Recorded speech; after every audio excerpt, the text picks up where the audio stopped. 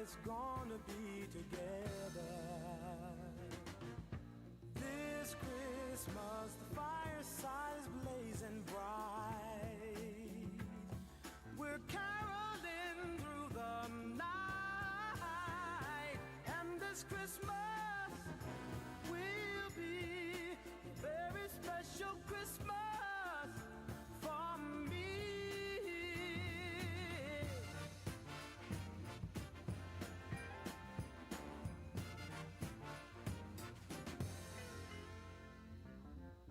Presents and cards are here.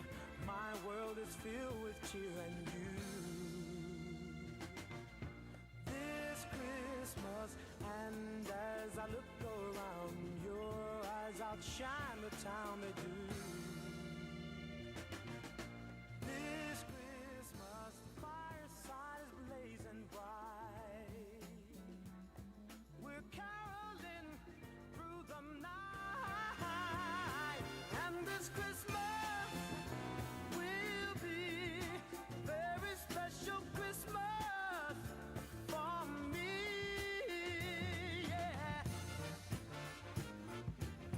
Shake a hand now.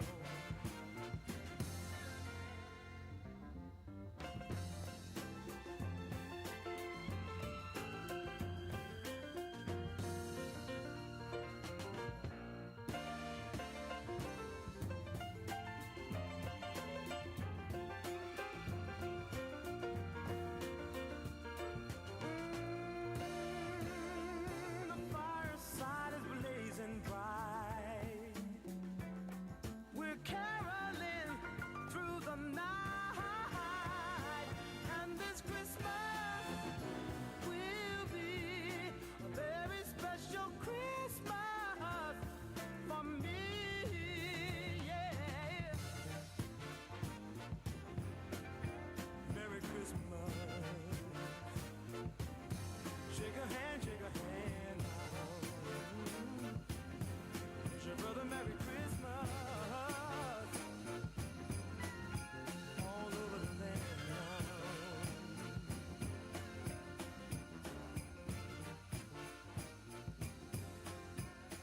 Yeah. Merry Christmas. Merry, Merry Christmas. Hey, Merry, Merry, Merry.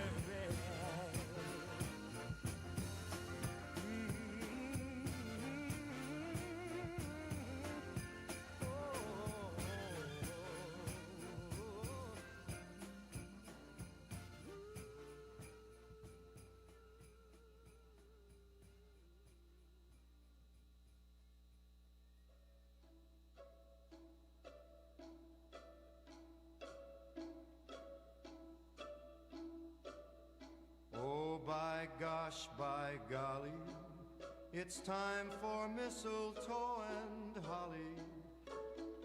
Tasty pheasants, Christmas presents, countrysides covered with snow. Oh, by gosh, by jingle, it's time for carols and Kris Kringle. Overeating, merry greeting from relatives you don't know. Then comes that big night, giving the tree the trim. You'll hear voices by starlight, singing a Yuletide hymn. Oh, by gosh, by golly, it's time for mistletoe and holly. Fancy ties and granny's pies and folks stealing a kiss or two as they whisper Merry Christmas to you.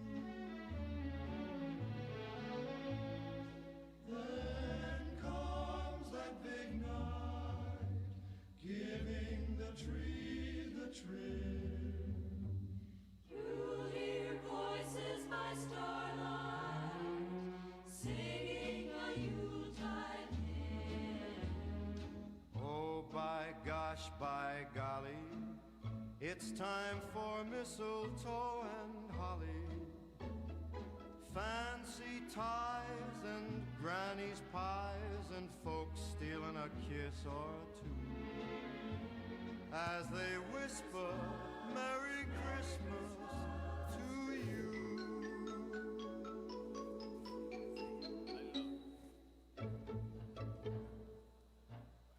Come, they told me, pa-rum-pum-pum-pum, our newborn king to see, pa-rum-pum-pum-pum. Good evening, everybody. How's everyone doing tonight? Good, great. My name's Colton Witt, and very excited to welcome you to celebrate Class 26 of the Elite Linemen Training Institute. Who here is proud of these guys? That's what I'm talking about. Okay. Now, here's the deal, okay? Y'all have a very important job right now. You're going to hype these guys up as they come in here, okay? So as they come in, I want you to stand up, turn around, and let them hear the love. Let them hear how proud of them you are. And so together, I would like you to stand to your feet. Can we do that? Turn around. And everyone welcome Class 26 of the Elite Linemen Training Institute.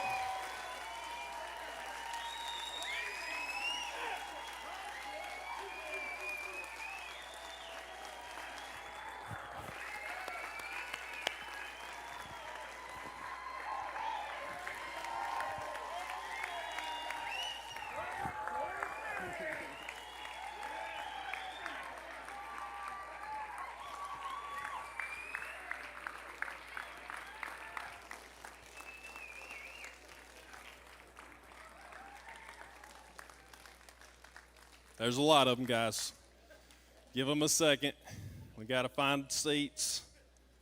Biggest class we've ever had, so we got to get 46 students seated. Okay.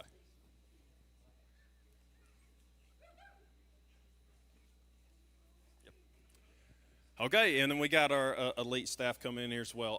Basically, what I'm going to do as everyone comes in here, I'm going to say, I'm going to pray to get us started and just make a few announcements, introduce you guys to staff, and then we're going to get this thing moving, okay? Let's pray. Dear Lord, I just want to start off saying that I love you, and I just thank you for just tonight and every single one of these guys that came and got to be a part of this program, and just the privilege to serve them, the privilege to serve you, Lord. And I just pray, Lord, that you're glorified tonight. I pray that these guys get the recognition that they've earned and the appreciation, but I also pray that in our ceremony that the real thing that comes across is that you're the ultimate thing that matters and that you get glory. We love you, and we thank you so much for all you've done for us. And in Jesus' name I pray. Amen. I'm going to make a few announcements. First off, we have, y'all know the Gideons, Bibles in hotel rooms. You know what I'm talking about? All right, turn around in the back. We got Robert Hall, Jerry Smith. Go to church with these fellas. They have brought Bibles for each of you. I believe there are going to be a table kind of off to the left. Is that correct? Right up front. Okay, right up front. And they're going to have Bibles for you guys, so make sure and don't miss them as y'all are heading on your way out. Also, guys, we also have someone that was not able to be here tonight who's normally at our graduations. They might be on the live stream that we have running right now watching. But Paula Simmons with the Utility Employment Credit Union, basically earlier on in the school, we needed to find somebody to help students get funding to be able to come here. She's someone that we partnered with pretty early on and has helped us tremendously. She's come to so many graduations. We appreciate her a lot. She's not here, but in case she's watching, y'all give Paula a nice little hand for all she does. Also, you'll hear a little more about them, but I'm just going to do a quick little thanks to some of our fellows for Buckingham Manufacturing. You don't have to stand, just raise your hand. There they are. We got Paul and Danny Seba right there. Y'all give them a hand. Thank them for being here. Also, we also thank you for just patience as we canceled the rodeo today. I know that that was, that's a big thing that we canceled, but we tried to accommodate with the live stream thing we did. One thing I will say is what we normally do at the rodeos is we introduce the staff, so I figured we would do that tonight, let you, in case you do not know who we all are, you'd have an opportunity to see who everyone is. So like I said, my name is Colton Witt. I do social media content, some digital stuff online. That's stuff I do. I'll just go in order of people I see. Waylon Hasty. Waylon is the owner and founder and started the school. This is Brad Talent right here is one of our instructors. Kaylin Angel, she does a lot of our recruiting. Sophia Vols, she does enrollment. Josh Collins is our marketing leader. Ira Perkey, that is one of our instructors. Tanya, she's been doing a lot of stuff like events like this. Tanya Engel. Amy Brown, she helps out Waylon a lot and keeps him in order. Blake Baldridge right over there, one of our instructors. If you see in our videos, he holds the sign a lot. David Brown, he does our character development. And then and Shane Hyatt, he's one of our instructors, has been here since class 7, and our lead instructor. And then we got Clint Riddle, one of our CDL instructors. Stephanie Rawls, taking care of all the money. Keith Shields, CDL instructor, and Joseph Burridge, our lead CDL instructors. And listen, you're not going to find a group of people. I mean, what's really cool about this group, everybody here is trying to move the same direction. And everybody here really cares a lot about them. And they put a lot of hard work and care into serving them. Just give these guys a big hand for all that they do.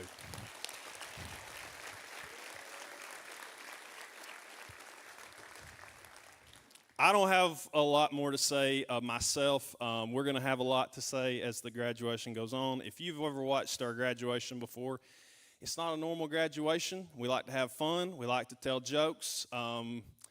We'll talk more about that as we go. But before we get moving, I'm just going to introduce Blake Baldridge. He is going to do our opening remarks. So y'all give a big hand for Blake. He's going to get us started.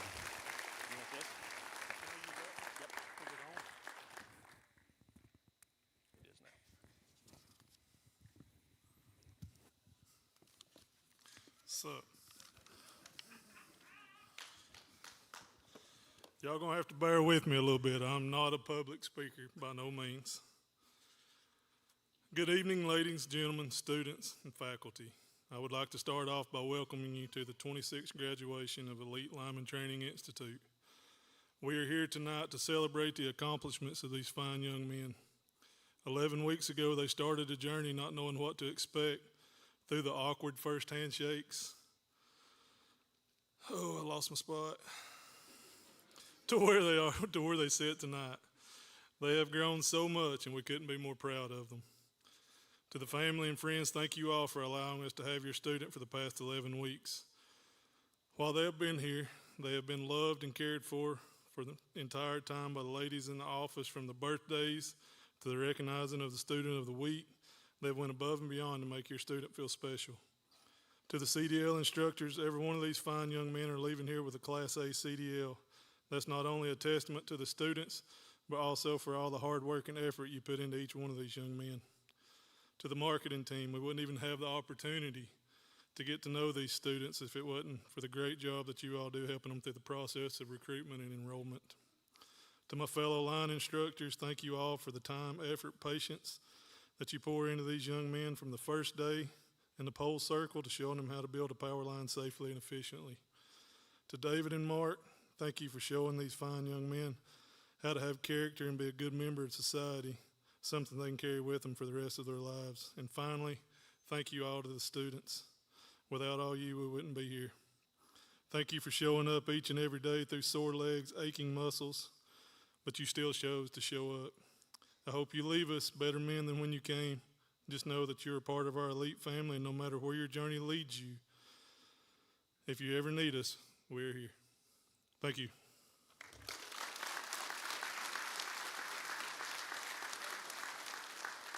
Please welcome to the stage Shane Hyatt.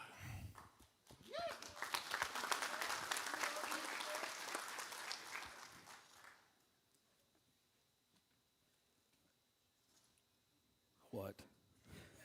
Yeah, I'm nervous. There's a lot of people out there. A lot of guys and ladies.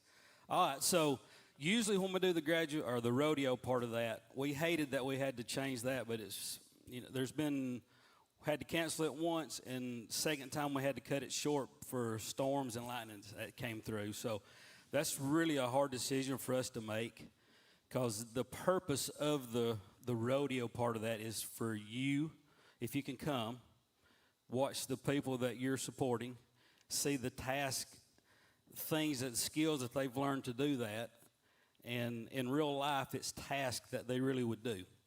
So they get to show you what they've learned, and yeah, there's some race that happens with it, but the biggest part of it is it gives you an opportunity to see what they've learned, because when they get out on the crew, unless they work in your hometown, you don't really get to see what they know. So that's why we really hate to kind of, it was rough, but we had to make it pretty quick, and we did the best that we could do, been able to live stream it. Could that have been better? Absolutely, but it worked, and we did what we could do with it. So I think they still enjoyed it, and the end result happens. We got some winners. We got a couple guys.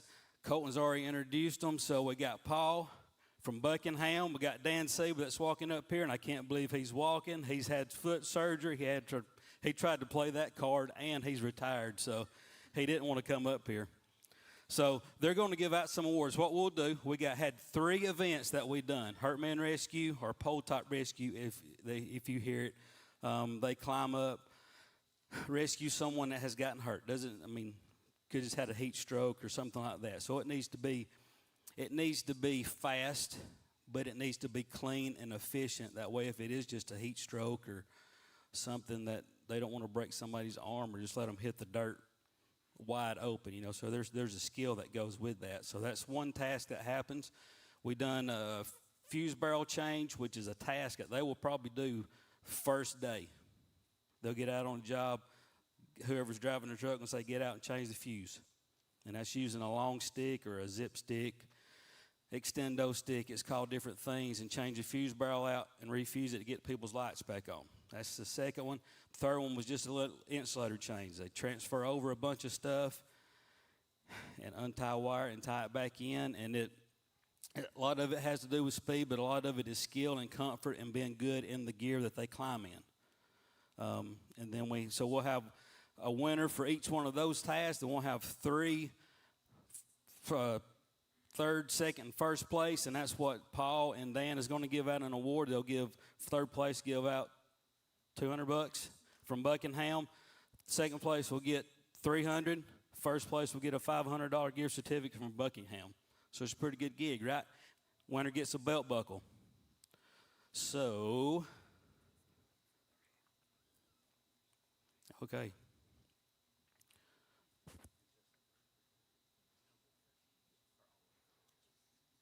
This is the first time we've had to do this. Okay. All right, so first place is going to be that guy that comes up. So fuse barrel change. Third place, Nate Boyer. Y'all give him a hand.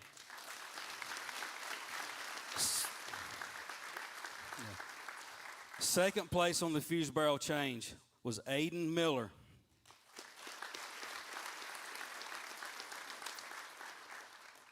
This guy gets to come up here. First place on the fuse barrel change was Dom Nam. Come on, come on.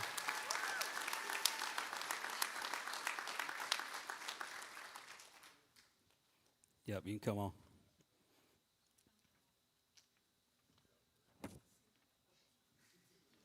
Great job, Dom. Good job. You don't have to talk just yet, and yes, you want to. Okay.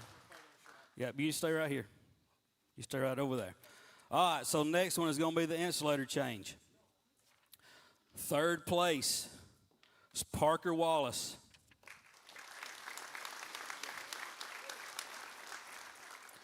Second place, Reuben Dinsmore. First place in the insulator change is Ian Jones. Come on.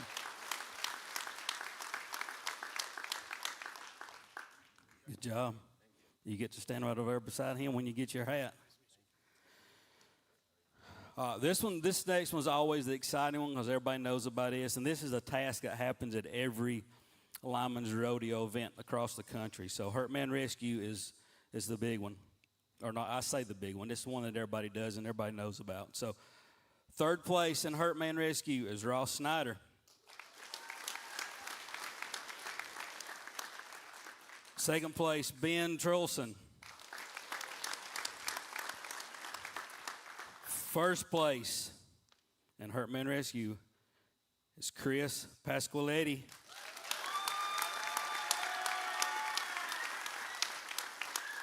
Good job. Good job.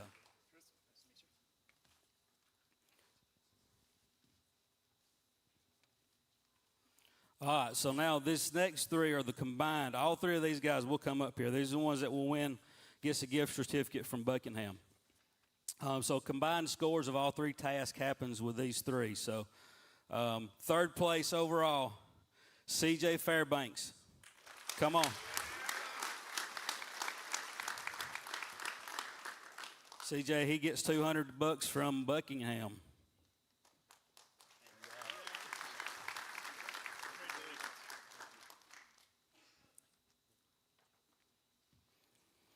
Second place overall, $300, Buckingham Manufacturing Gift Certificate, Reuben Dinsmore.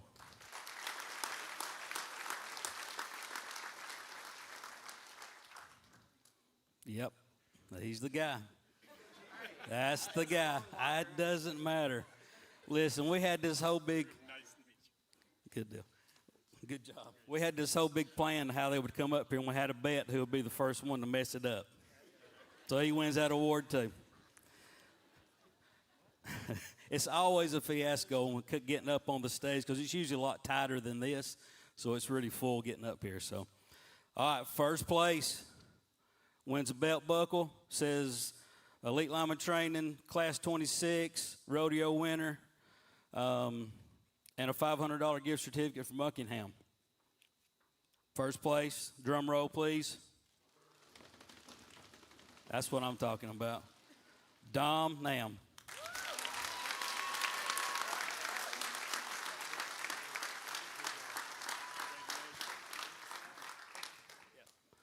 Y'all give Paul and Dan a big hand, too.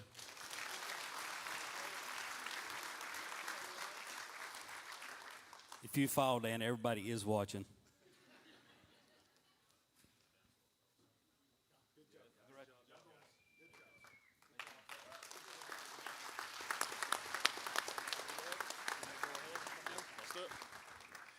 Okay. All right. So this is where the action begins to happen. Here's Ira. Everybody, y'all have already welcomed him once. Everybody give Ira another hand. Yeah. Hey, Ira. Okay. So let me just say something before we get rolling. Now, Ira's getting prepared over here, and this is what, I don't know, like I said, if you've seen our graduations before, but we do what we call funny superlatives. We do this for every single person that is here. We bring them up, we tell a joke about them, and then we let them talk. Now, here's the deal. We have come pretty close to the line before of things that you might be a little too far. What we do is we get a handful of the students together, and we try to come up with jokes. And sometimes they've been great, sometimes they haven't. These, I don't think are too bad. So I don't think you're going to have to kill us. But we're still going to have a good time with it. So it's basically like, superlatives, most likely to succeed, class clown, all that kind of stuff in high school. It's joke versions of those. So, Ira, are you nervous? Absolutely. Yeah, okay. Well, we're going to get this show on the road. So, with that being said, sometimes we have to do these based on, we can't come up with one because of like a story or something like that. Sometimes all we have is the way this person looks. And I know that sounds bad, I know that sounds bad, but it'll make sense here in a second. And this guy had a nickname that fit with what you're about to see, okay? So let's just show the picture. Most likely to shoot his eye out, Mason Moore.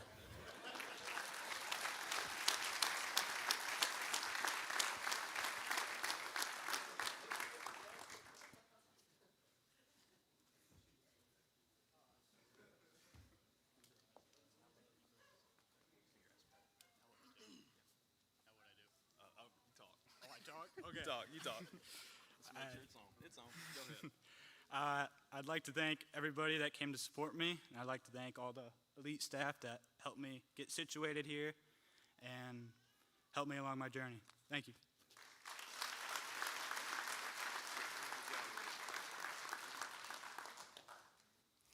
Okay, this next young man. So, for y'all that don't know, when they first get started, when they're learning how to climb, they're in what we call the pole circle. It's a really hard, a lot of work is put into it. They get sore and all these things, and not to mention some of them figure out that they're scared of heights, and they have to battle through that. So this particular young man, he found out that he was scared of heights, and he did not want to turn loose of the pole to save his life. And so one of our instructors, Blake over there, he'd constantly stay on him. Let go of the pole, let go of the pole. And this young man's response to that was, but Blake, I love this pole. And he was petting the pole. So with that being said, most likely to fall in love with a 35-foot pole, Brett Henderson.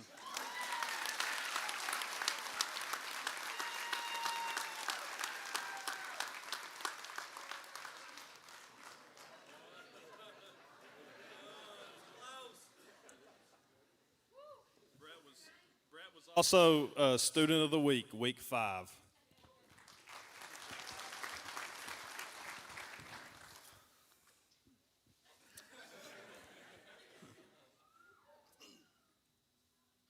I got me a little speech here. First of all, I want to say thank you. Without God, I wouldn't be able to be at the school right now.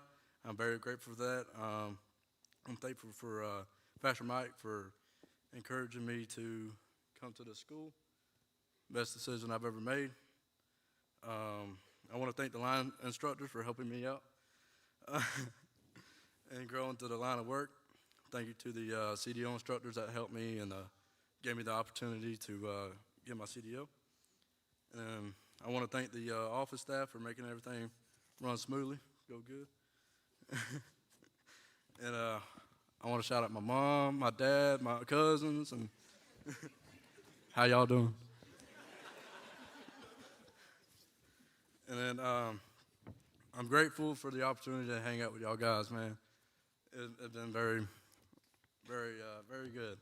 You know, I was the only child, so coming to 46 other guys was pretty crazy. Anyways, yeah. Anyways, I'm excited to see where y'all all turn out to be. Love y'all boys. Thank you.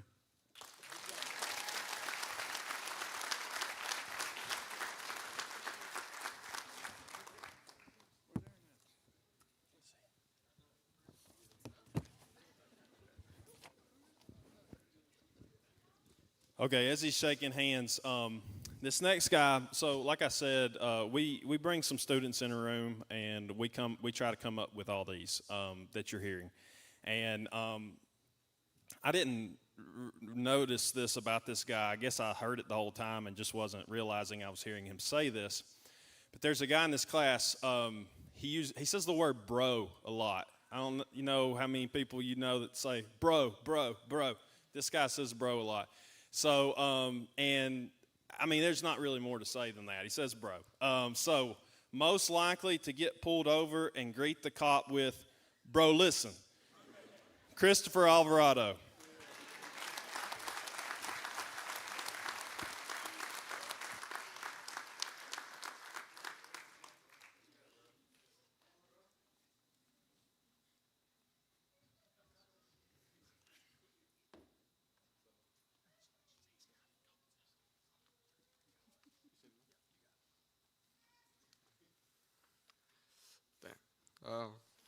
What's going on, bro? Just want to say thank you to God, thank you to my parents, the elite staff, the CDO instructors, for pushing me to be a better man, and thank you to all these boys. I never had a brother, but it felt like I made a bunch of brothers here, and I'm glad for them. I'm really glad for this relationship I made, and I can't wait to see where these boys go. That's all I got.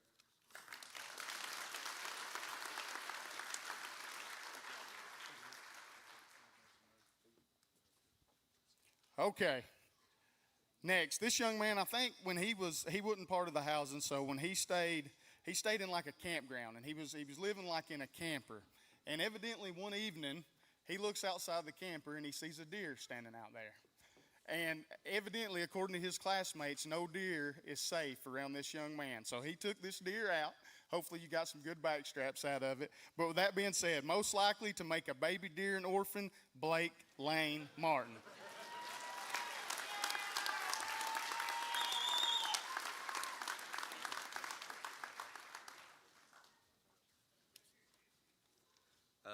Yeah, that was some story. I know we brought the deer down. We put it on a ratchet strap on the tree at the housing. But yeah, the strap's still there. So I'm glad to see all these boys. I know I didn't stay in the housing. I came over there a few times. I came and ate lunch there every day. So it's pretty good. And I'm glad. Thank all the elite ladies for helping me. I called Tanya a good bit before I started school to ask her multiple questions. But I'm glad I pushed through to get through the school. Glad for all the instructors to help me and show me all the right ways, Lord. And thank you. So thank y'all.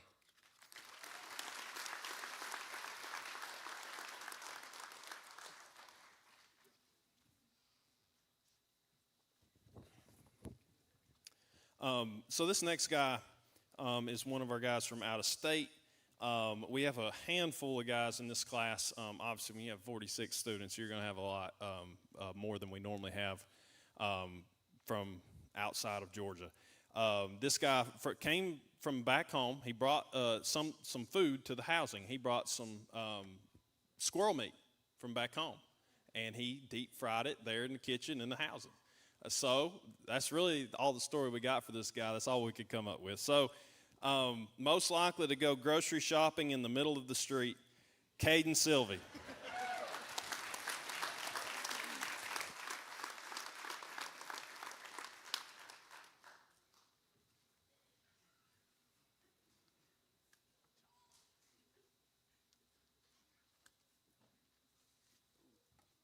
There's a lot of people. I just really want to say I don't like speaking in front of people very much, but I just want to say thank you to every single one of these people for being there for us whenever we need it, and thank you for my parents for helping me get here. Thank you.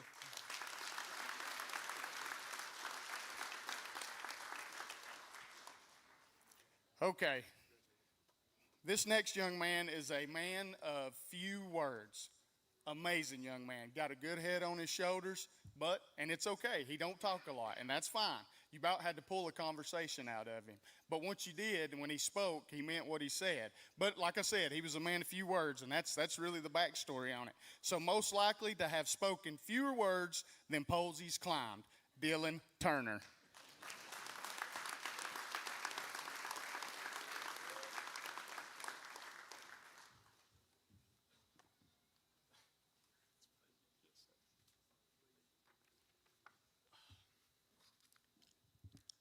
I just want to say thank you to all the instructors, the line and CDL instructors. They're really putting a lot of hard work for us, teaching us a lot. They were outside when it was cold and raining. None of us wanted to be outside. I wanted to thank the office staff for making the enrollment process as easy as possible, taking care of all the paperwork, and also just being there to say hi or ask you how your day was, which helped a lot. I want to thank Waylon for taking his time out of his day to come talk to us in the morning and teach us some of the stuff that the school system doesn't teach us. I know how much you don't like the school system. I want to thank Dave Brown and Mark. Mark, for coming and teaching us about character development, trying to make us better guys leaving this school. And I would like to thank my family and loved ones for supporting me and encouraging me during this 3 months. And that'll be it. Thank you.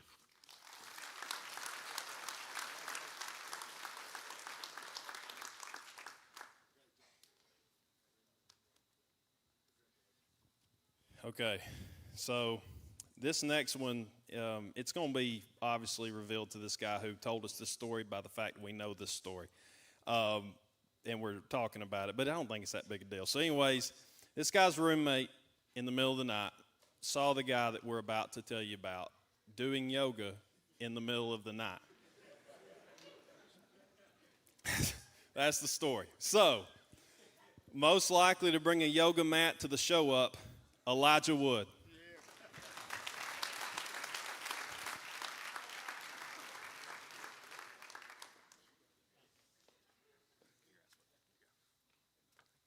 That wasn't exactly true, but, you know, he saw what he saw. Thank you to my family, friends, and everybody's here for me. Thank you to the staff. You did a great job. And thank you to all the guys in the class. It's real easy to build good habits when you're around other people with good habits, so thank you all for that. Yeah.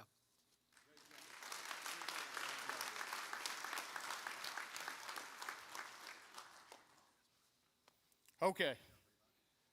I have wore Carhartt pants or shirts about all of my life. And when this young man first showed up to the climbing circle and out there, he had a pair of Carhartt pants on that I had never seen before. I don't know if he tailored them himself and made them different, or if he bought them, special ordered them, or whatever the case may be. I had never seen these Carhartt pants, but they fit who he is and what he's about. So with that being said, most likely to have his own line of Carhartt pants, Reuben Dinsmore.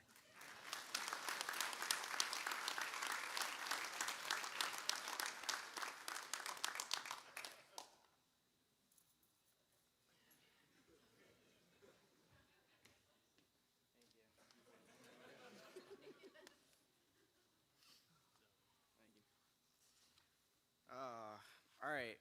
I just want to thank everyone that came out to support me, my family, all the elite staff, and everyone behind the scenes that make this class possible for what it is. I'm thankful for all the memories I made and the friends that I also have made on the way here. And thank you guys.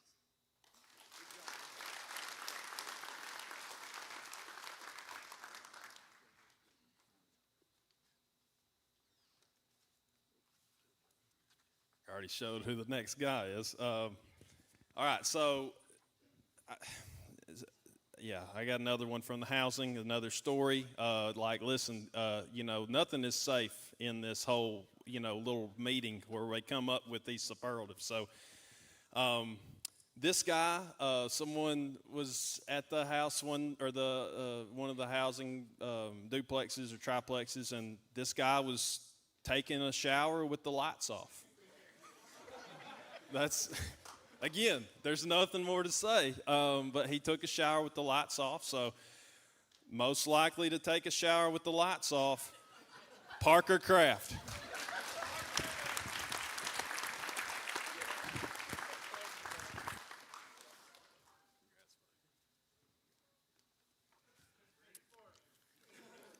All right, well, it's a lot more enjoyable than you may. There's a light in there, guys. There's a light, okay? It's not all that bad. It's not like pitch black. I'm going to start off. I'm extremely thankful just to have the opportunity to attend Elite. All the people I met and all the new experiences that I got to have. And then I want to acknowledge all the staff for all that they do. The Elite lineman instructors, out there in the cold with us every day. I know that we can be annoying sometimes. So, and then CDL instructors, they do a lot of patience. I mean, trying to teach me how to back up a trailer, it was bad, okay, but we did it. I got my CDL. So I really appreciate them for all that they did. And then I also want to thank the office people for all that they do, the enrollment process and just all the behind the scenes stuff that, we may not know that they do. They do a great job. And just all the staff in general, you can obviously see the Lord working within them and with everything that they do. So thank you guys.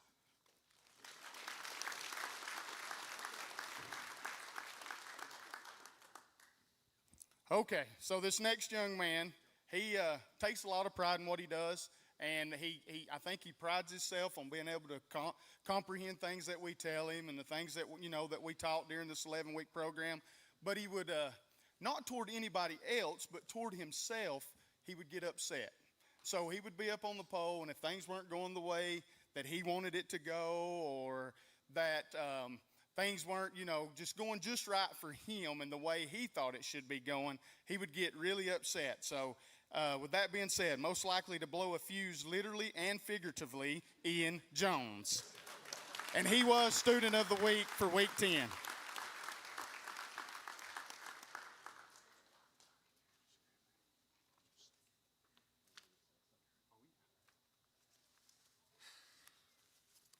Got a little speech.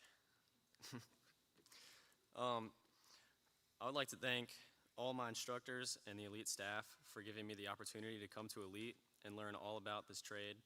I've had some of the best experiences here in the past 11 weeks, making new friends while working alongside each other every day to a common goal of beginning a career in line work. I've learned a lot about this trade and a lot about myself while I was here, and I'm excited to see what the future holds. Thank you.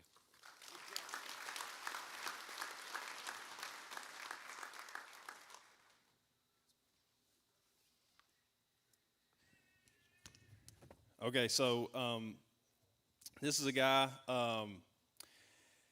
basically, he eats a lot. He's got a big appetite.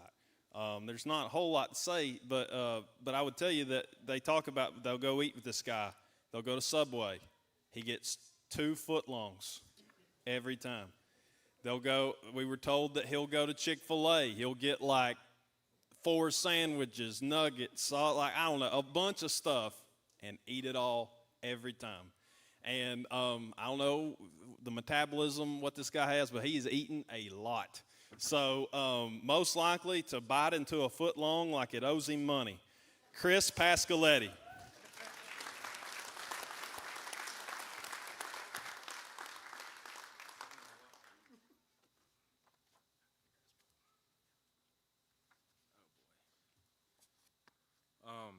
I just want to thank my friends and family for coming out. I've loved every second of being here. I'm grateful that I came. I was planning to go to college before coming here, and one of my buddies went to SLTC, which is a nearby school, and was telling me about it one weekend, and couldn't think of anything else to do, and came here, and we'll never forget. And I love every single one of these guys that are here, and can't wait to see where they end up. Thank y'all.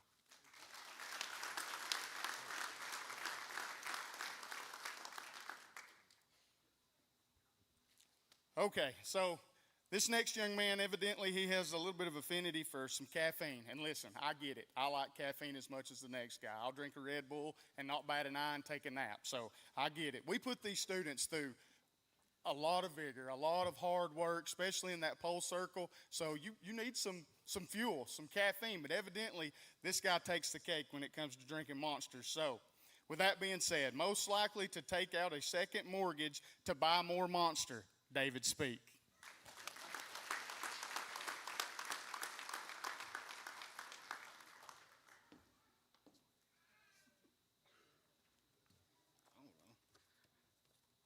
I've probably only bought Monsters like 4 or 5 times, not gonna lie. I'd like to thank the Elite staff for everything they do, helping us all through our journey. I'd like to thank my parents, my girlfriend, her mom Anita for showing up today. Thank you.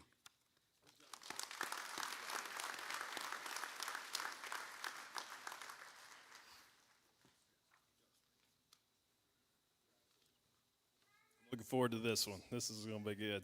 I'm going to go ahead and say who this is. Dakota Ward.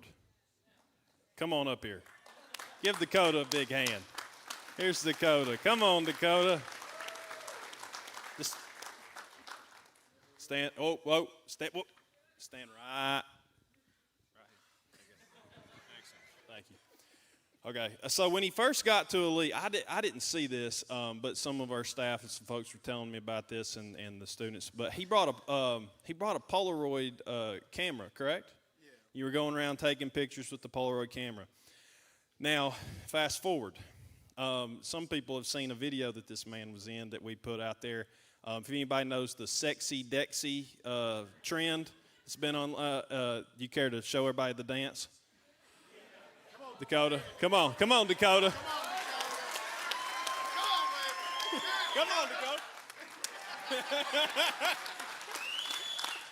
Excellent. We will, don't worry.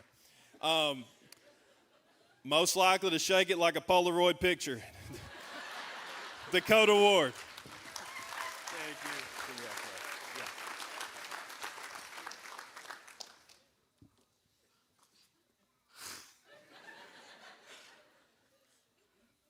I'd like to thank the instructors, because if it wasn't for them, I would not be standing here.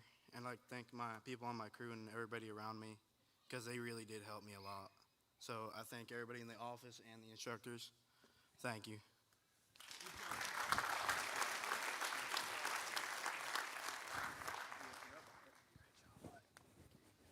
Okay, this next young man, evidently, according to his fellow classmates, he don't go anywhere without his guitar. And some of us, we seen him at our Thanksgiving dinner that we have with the students. He had his guitar with him.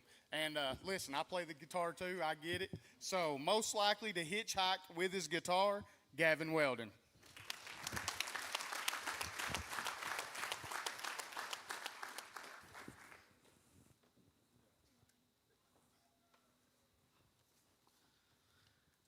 I just want to thank my family for coming out and supporting me through this. And then I want to thank all of my instructors, our line instructors, and then our CDL instructors for supporting us through this journey and putting up with us. I know we could have gotten quite frustrating at times. And then I want to thank all of the staff for setting all of this up for us, having everything organized. Thank you.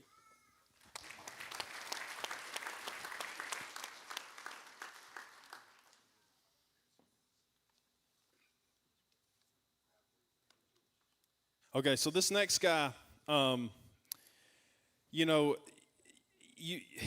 one of these guys that he can do a lot of things, and you look at him, you're like, wait, you can do all this? You do all this? Like, man, he does. And so basically, we found out that this guy has like a whole business where we're going to show his card. That's his card.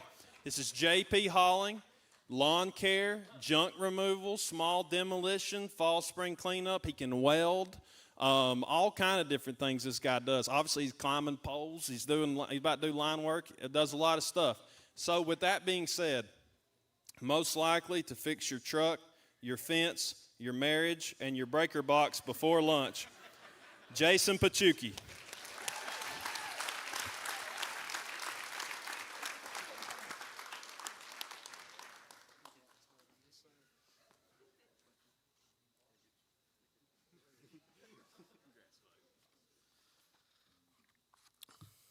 I just want to thank the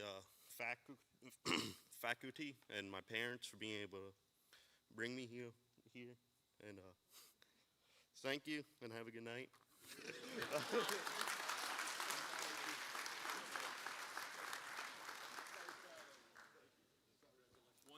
One thing I'll say about Jason, he has got a dry sense of humor, and he is hilarious. We were, I'll tell you a quick story about his sense of humor. We were sitting in the room trying to come up with these superlatives. We had a picture of Dalton Russell just sitting on the table, and it's dead silent.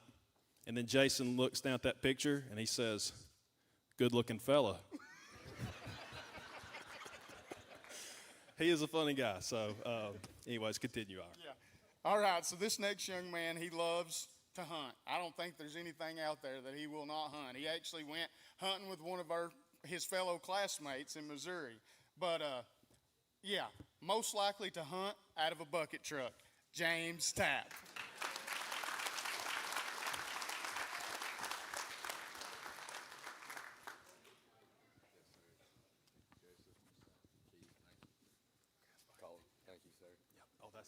next guy. Oh, sorry. I just want to say thank you to all the line instructors and ladies in the office and all the CDL instructors. They really helped me out a lot and get through the school, and I met a lot of amazing young men in this class. Thank y'all.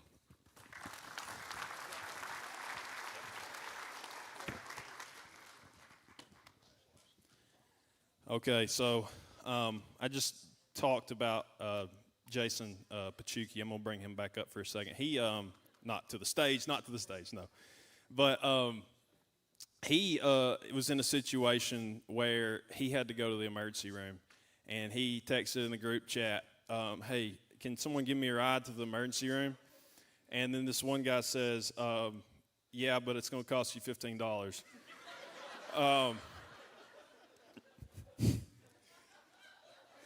So most likely to charge $15 for a ride to the ER, Luke Lyons.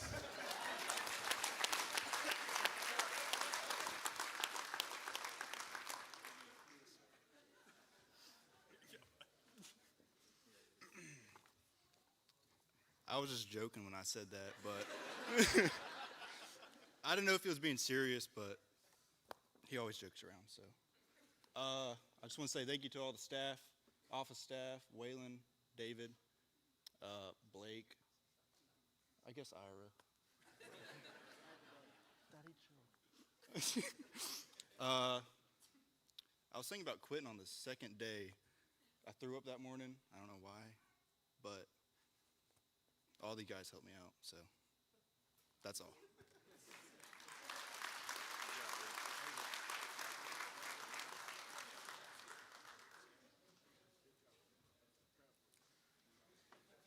Okay, this next young man, evidently on his way out here from California, long way to go. But him and his family hauled his truck out here so he would have it with him. And according to your classmates, you are really fond of your truck. And this guy got Student of the Week for week 10. So most likely to haul his truck to the job site, Parker Wallace.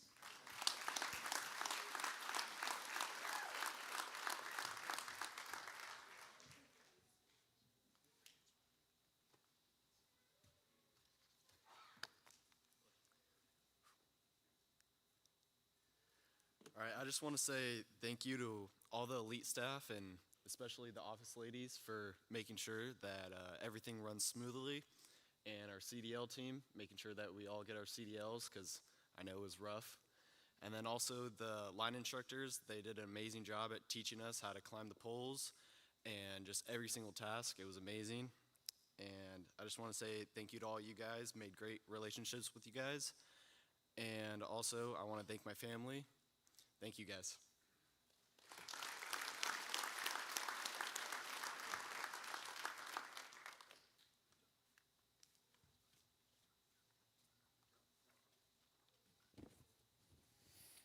Okay, this guy, you know, I had seen him on a motorcycle before, but this is a guy who basically I would not expect him to be in a biker gang, and he's in a biker gang. I don't think it's like Hell's Angels or anything like that, but he's in a biker gang.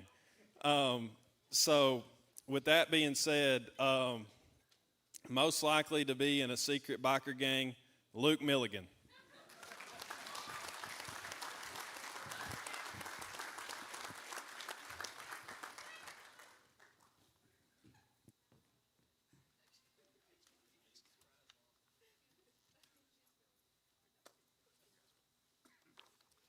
First off, I want to let my family know I'm not in a biker gang.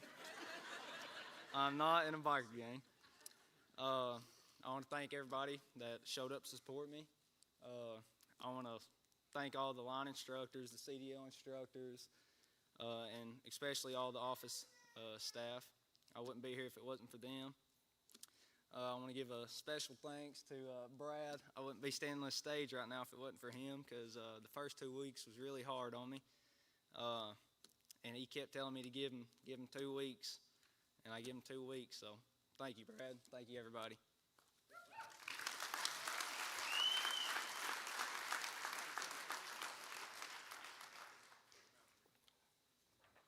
Okay, so we've mentioned this pole circle several times, and it's kind of the beginning of where these guys really cut their teeth and they learn how to climb. Well, at the end, on the back side of the 11 weeks, these guys get the opportunity to get on what we call a derrick truck or a line truck, and they get to change these poles out and set new poles for the upcoming class. And we tell them, you know, make sure that you have the poles straight up and down, and that's what we call plumbing a pole. And basically, it's a piece of nylon string, and it's got a weight on the end of it, and you hold it up, and you make sure that it's the same on the bottom as it is on the top, and then you know that the pole is plumbed. Well, evidently, this young man, whether or not he done it, I don't know, but he got the blame for the first few poles in the pole circle being changed out, being crooked. So with that being said, most likely to plumb a pole with his eyes crossed, Ross Snyder.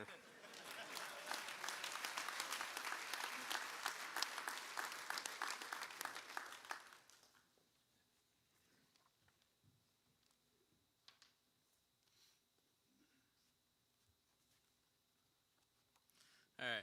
I don't know about all that, but yeah, I just want to say thank you to all the elite staff in the office and all the elite instructors. They put up with all of us in the circle and everything, and all the CDL instructors for getting our CDLs. And yeah, thank you.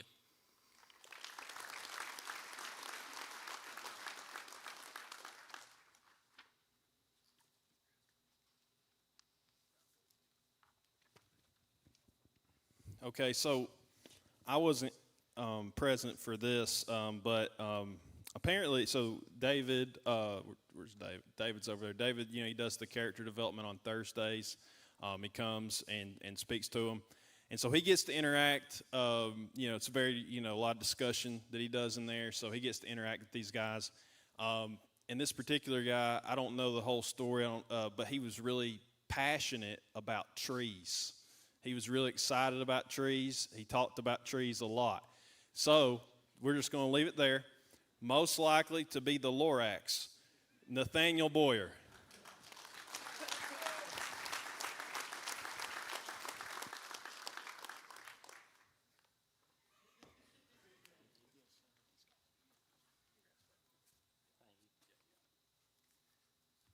First off, context means everything.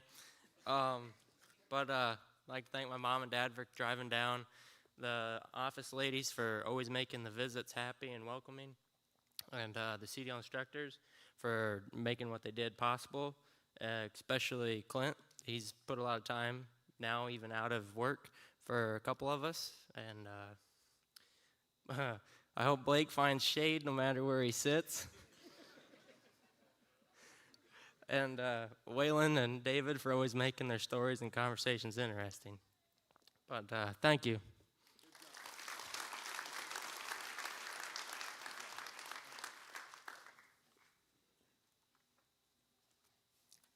Okay, this next young man has got to be one of the happiest human beings I've ever come across in my life. If not, he puts on a good show if he's not. It don't matter what he's going through, if he's having a bad day, if something's went wrong, he will lift your spirits, he will lift you up. I mean, we all nicknamed him Smiley. Every time you see him, he's got a smile on his face. Now, in line work, I'm sure a lot of y'all have heard those big loud bangs, big loud booms, right? We that do line work know that's a fuse blowing, but a lot of people refer to that as a transformer blowing up. So, with that being said, most likely to be smiling after blowing up a transformer, Andrew Rain Melton.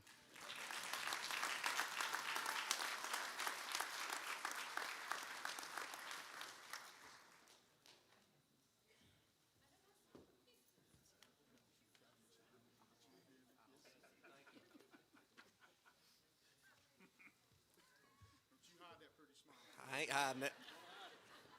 I just want to thank all the elite staff for everything they've done for us this past 11 weeks. It's been one of the best experiences of my life. I'm glad I chose to go here instead of going to college.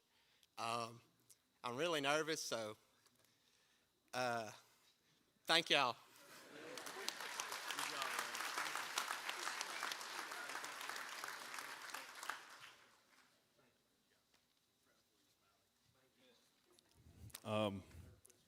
I don't know how I'm going to describe this next one.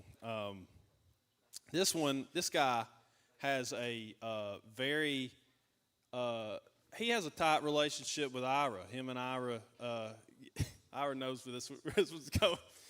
So one thing, if you see our instructors and you watch them, one thing that happens, and I'm just going to use the term, but there's a lot of nipple twisting, okay? We all got nipples, okay? So, like but anyways, yeah, only on the line side. Not on CDL, they don't have nipples. But that's what Keith said. But anyway, him and Ira, anyways, I'll just read the superlative. Most likely to use the phrase whistle or lose it, Dalton Russell.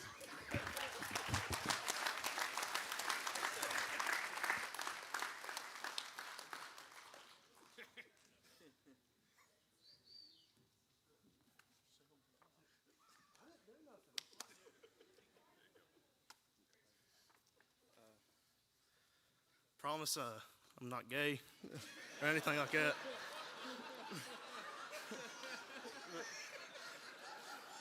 He's a good-looking dude, though. Yeah. Yeah. I just want to say thank you to the staff and these guys. We've been through a lot together, and they've always been there for me. I've always been there for them. I always will be. Thank you.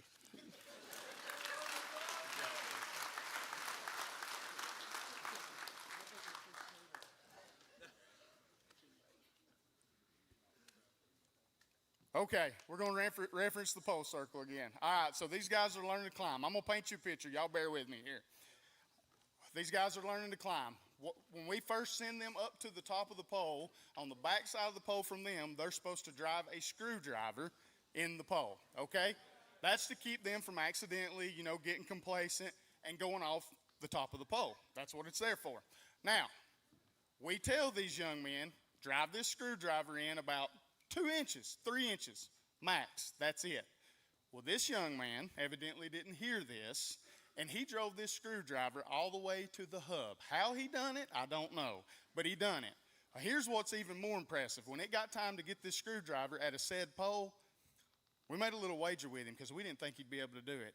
But he got this screwdriver out of the pole. So with that being said, well, hang on. He also got Student of the Week for week 3. But most likely to go big or go home, Benjamin Trulson.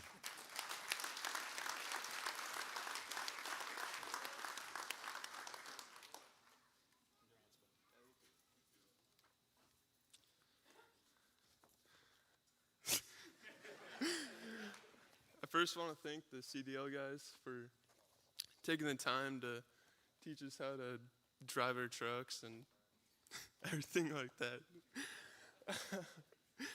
The line instructors for taking the time to teach us how to climb. Thank you.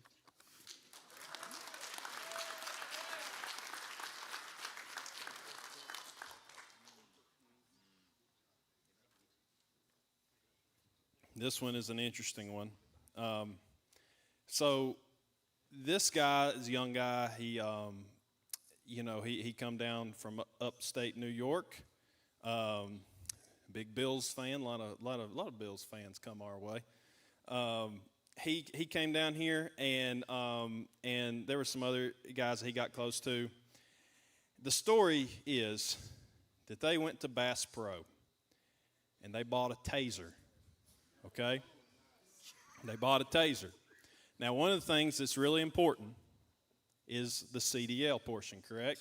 If you don't get that CDL, in a lot of cases, you ain't getting a job.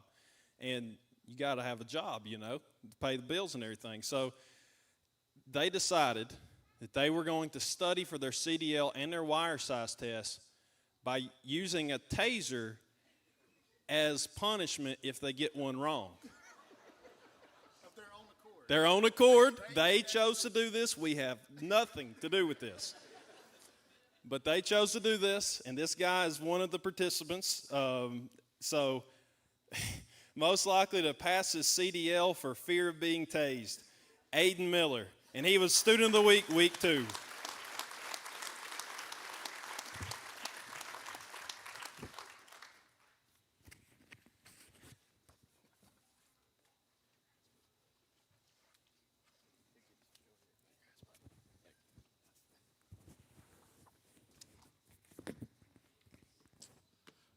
would first like to thank the instructors, my CDL instructors, the ladies in the office, Colton and Waylon, for making my time here amazing.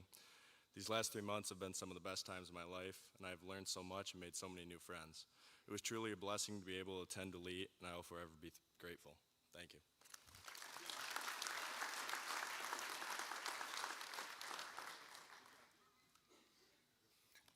I'm going to be honest with y'all. I'm nervous to do this next one. I'm afraid this guy's going to beat me up.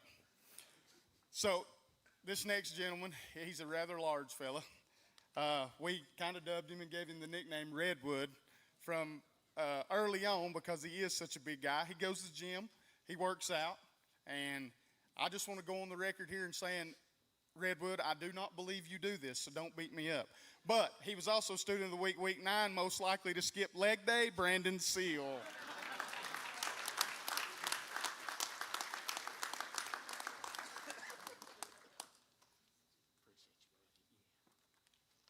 right, for the record, I don't.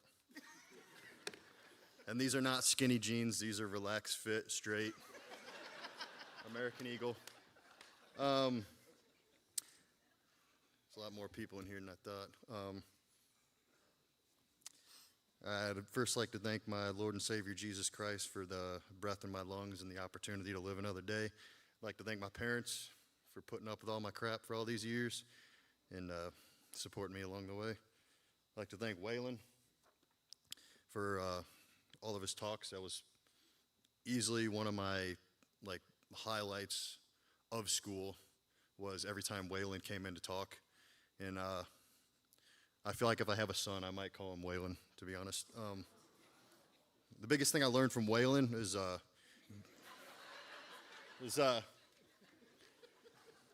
he always would say, be where your feet are.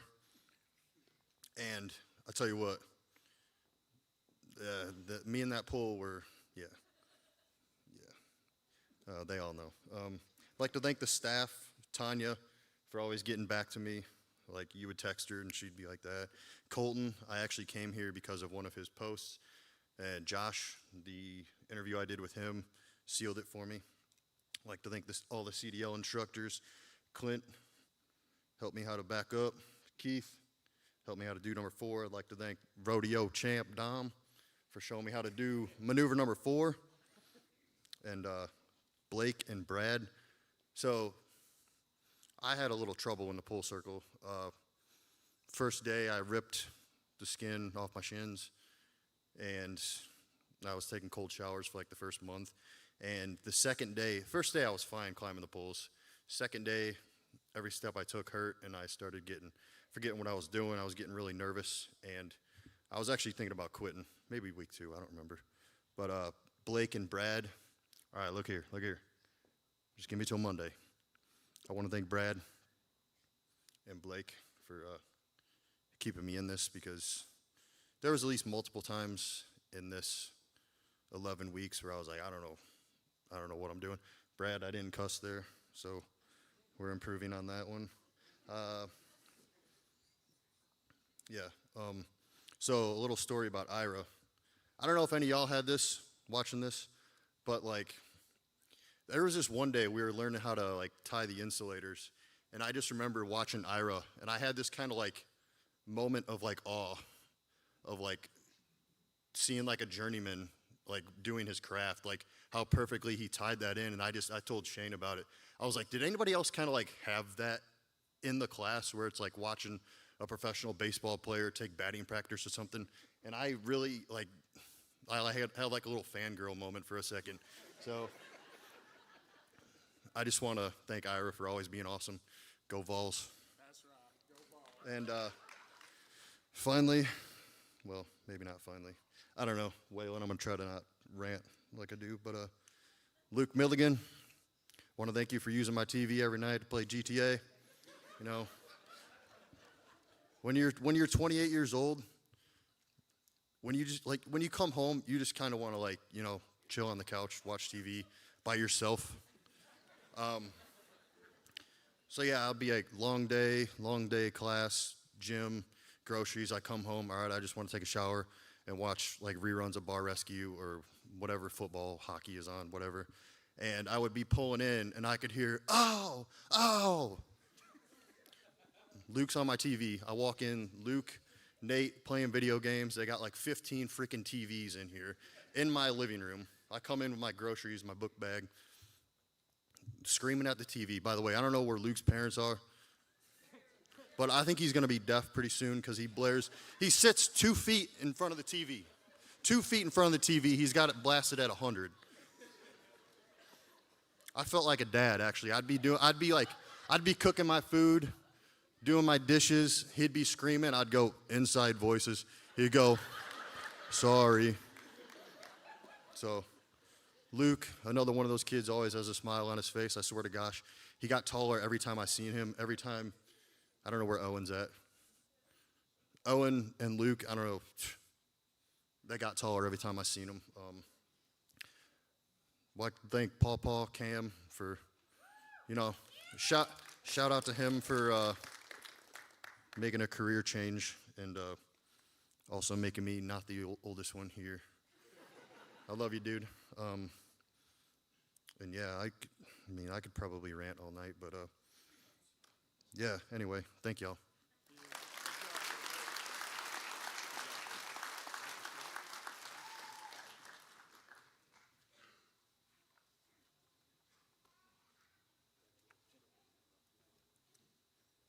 All right. I'm not going to act like I haven't done what this guy is getting made fun of for. I've done this myself. I've asked people for food before, and this guy has done this. So there's really not much to say, but most likely to say, ooh, can I have some of that? Owen Mondale.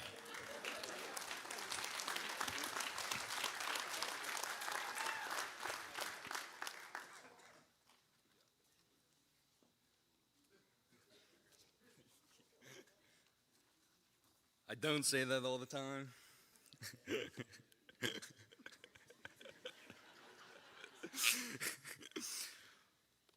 I want to thank my instructors, the CDL guys, the ladies in the office, our cameraman, my friends and family, Josh and Shane, for all they have done for me.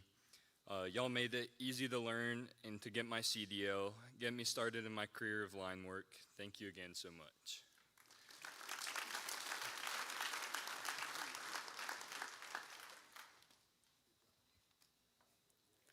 Okay, I don't know all the ins and outs of this one. I'm sure his classmates do, but evidently this next young man has had a little bit of a conversation or something to that effect with Mr. Green Jeans. So if you don't know who Mr. Green Jeans is, for us that hunt and fish and stuff, that would be the state game warden. So, but with that being said, most likely to get a visit from a game warden, Ryler Smith.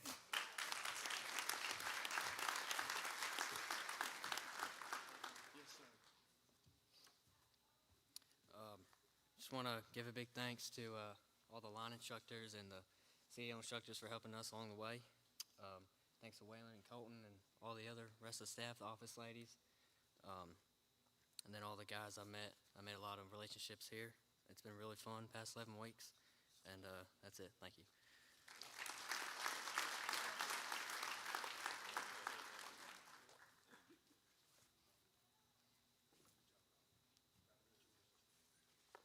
Okay, so this is going back to Photoshop, an appearance of the guy. So this guy, we're sitting in the room and someone said, coming up with these superlatives, someone said, he looks like a fireman. And I was like, he does look like a fireman. You're right. So let's show the picture. Look at that. So, most likely to trade his bucket truck for a fire truck. Jaden Prince.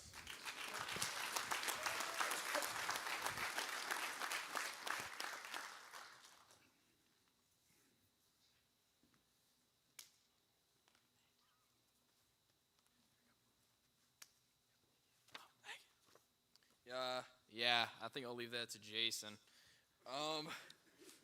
But I'd like to thank my family, my girlfriend for being here. I'd like to thank all you guys for supporting all these great guys. I don't know where Ben's parents are. Where's Ben Trulson's parents? Right there. You better watch him when he's cooking. You better watch him. He almost burnt down the house a couple times. Um, hey, duplex E on top. But yeah, I'd like to thank all these instructors. Blake for getting me in trouble all the time. You guys are great. You really make me feel like I got a new family. So I appreciate it. And thank you guys.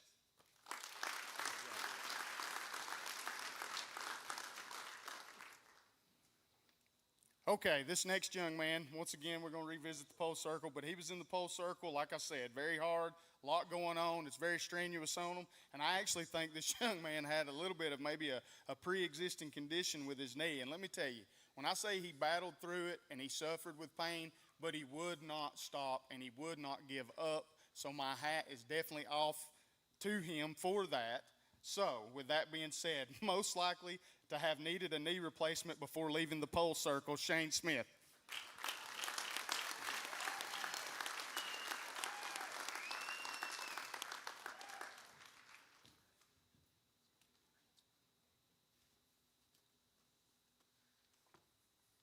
All right. I just want to thank, first off, my family, especially my parents. They especially paid for this whole schooling to make this happen, so I especially thank them. Especially the line instructors, office staff, and CDL staff. They did everything they can, especially Ira. He knew about my knee and everything, so I worked through it. I told him that I wouldn't stop until my knee fell off. And I just kept on going, and well, here I am. So, all right, that's it.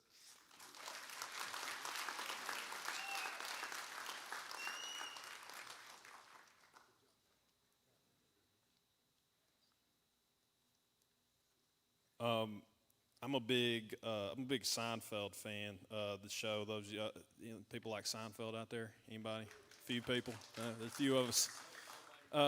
Yeah. Well, I don't care. I love the show. So I don't. At the end of the day. But for those of you that watch Seinfeld, the low talker. You know what I'm talking about? Like you can't hear him. Like this guy's kind of a low talker. It's fine, just not super loud. So that's all we got. Most likely to need a megaphone, Cameron Durham.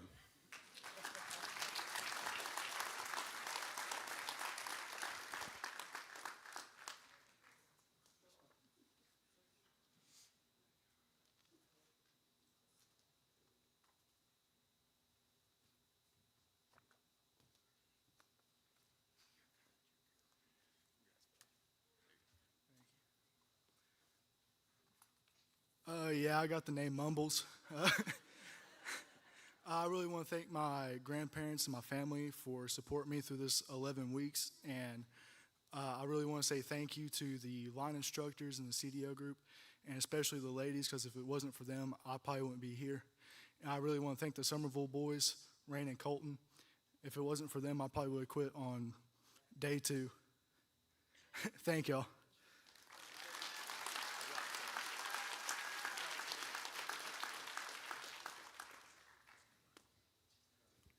Okay, not much to say here on this one. This young man, for lack of a better term, he had trouble keeping his pants up. We'll just leave it at that. These guys, they wear a climbing belt every day. And, in his defense, though, we did tell them, take your belt off. If if it's wearing on you, starting to cause pinch points or whatever. So maybe that was the cause. But most likely to wear 2 belts and still have sagging pants, Kevin Ortiz.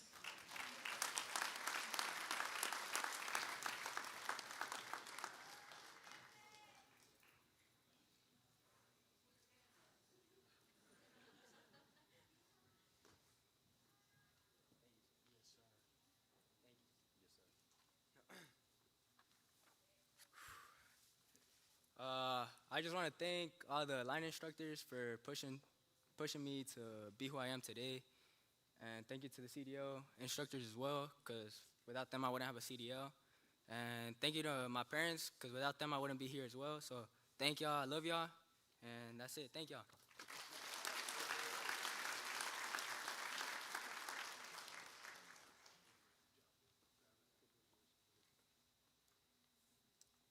Okay.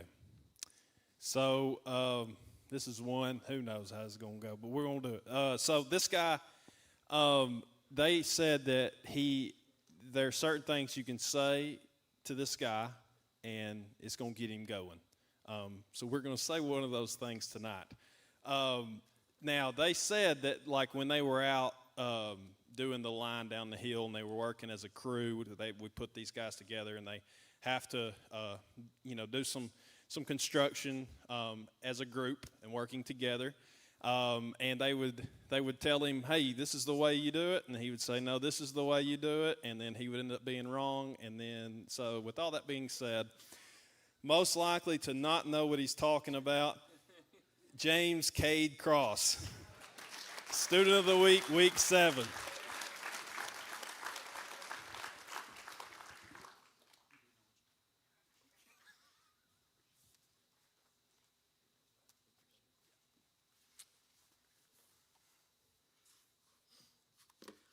I just like to thank the office staff, the CDL staff, and the line instructors for their dedication and support. Each and every one of y'all really have changed me in a person. Your hard work and guidance have made a huge impact on my life, and I truly appreciate everything you've done for me. And I want to thank the Elite for creating such an encouraging environment and preparing me for the next steps in my career. Thank you.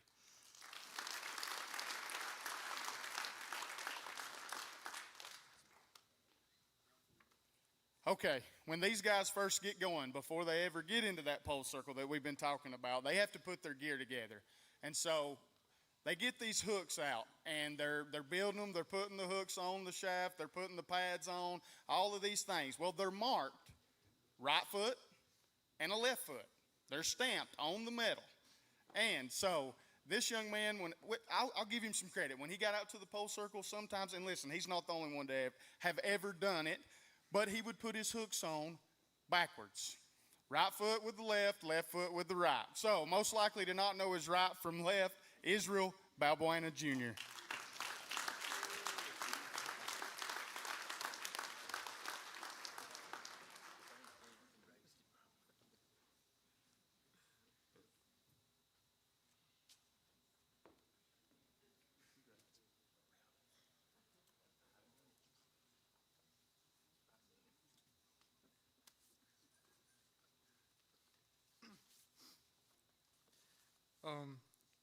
I do know my left and right. As y'all can see. I just want to thank everybody on the elite staff. I want to thank them for helping me, for becoming the person I am right now. It was a pleasure working with all 46 of y'all, or 45 of y'all. Thank y'all for pushing me every single day. And I think that's it. That's it.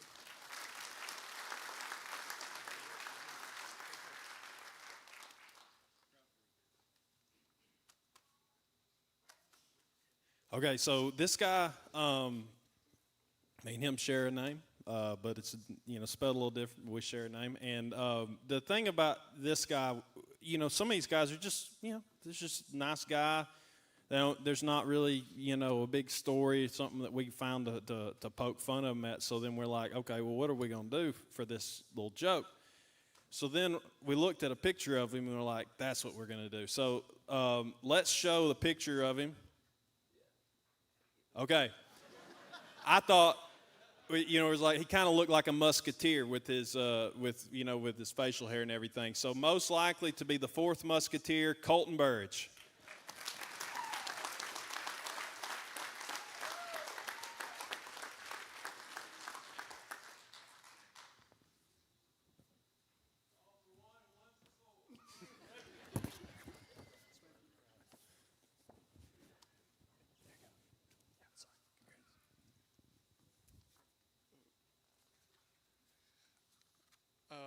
I don't have a lot to say, but I'd like to thank everyone who's supporting me. I'd like to thank my cousin Dexter in the back. He came through Elite Class 6. He's one of the big reasons why I came through here. My two friends, Cameron Durham and Rain Melton, they pushed me a lot through here. I wouldn't be here if it wasn't for them. I'd like to thank all of the Elite staff and line instructors and CDL instructors for everything they've done. Thank you.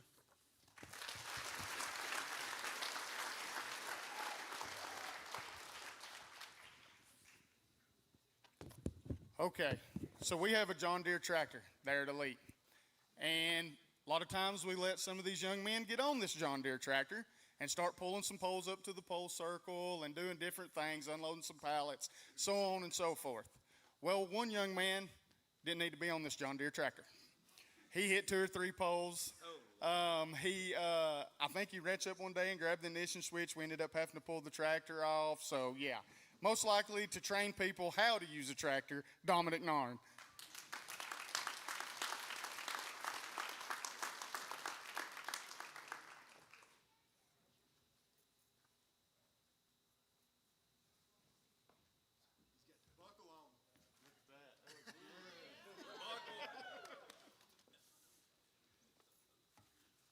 Oh boy. Thanks everyone. Thanks all the staff. It was a lot of fun. That's all I really got, man.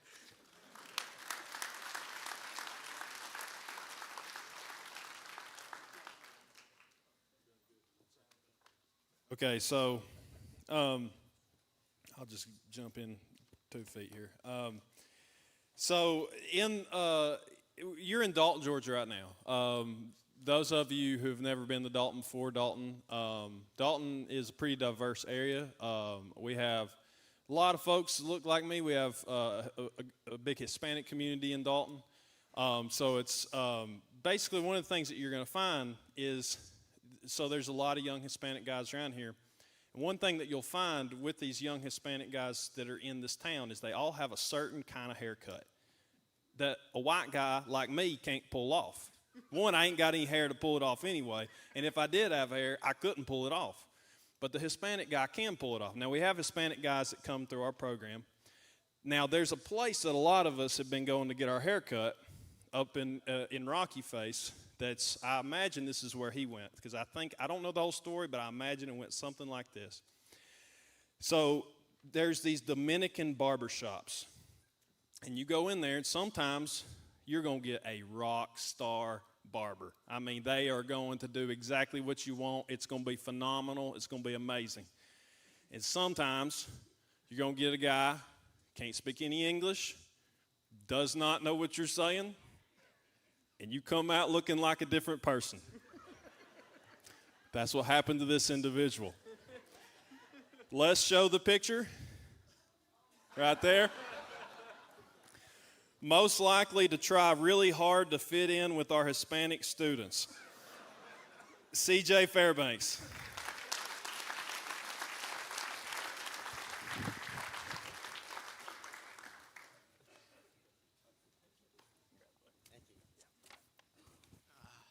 That was very embarrassing. And then I had to go see my girlfriend after. That was even worse.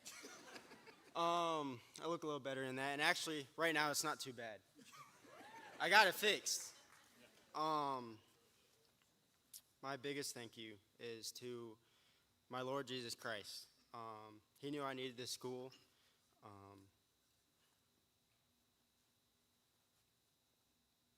And being guided to this school, walking out of here, I'm a better man than I was walking in. And I want to say thank you to my mom and dad. Obviously, I wouldn't be here if it weren't for them. My girlfriend and her family, I think they're watching back there, and the rest of my family, and all the staff. They've been a family to me.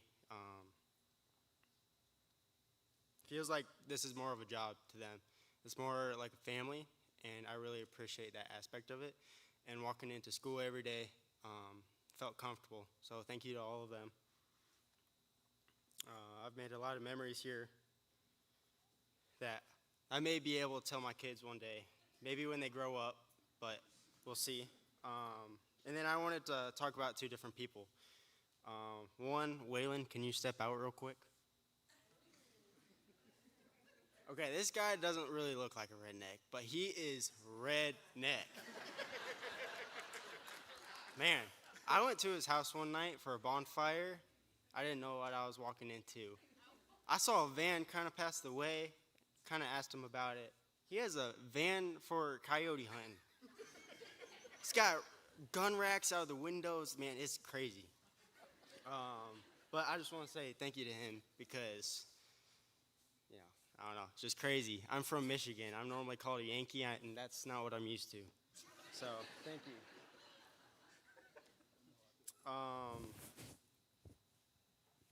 Then Brad, can you step out real quick?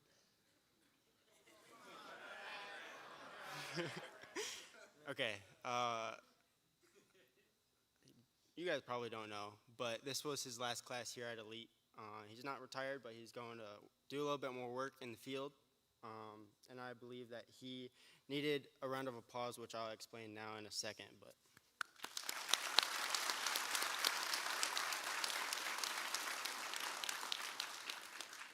I pray to be as wise as him one day. From day one, just from his demeanor and how he acts, I look up to him, and I want to be like him one day. And he's helped me through so much every day through this class, and I really appreciate him. And because he was leaving, I thought he just deserved a round of applause. So thank you. So you can step back.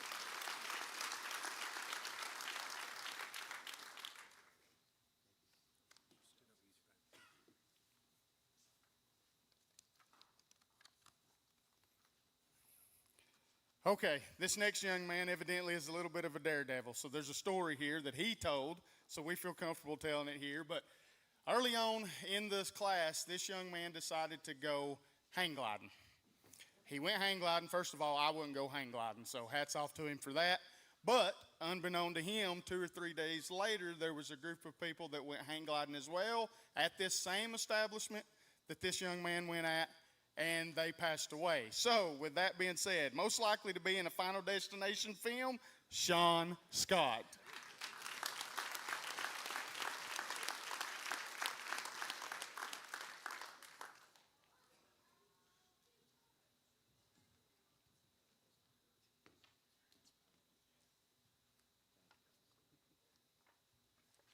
I would just like to thank my family, my girlfriend, and all the elite staff. Thank you.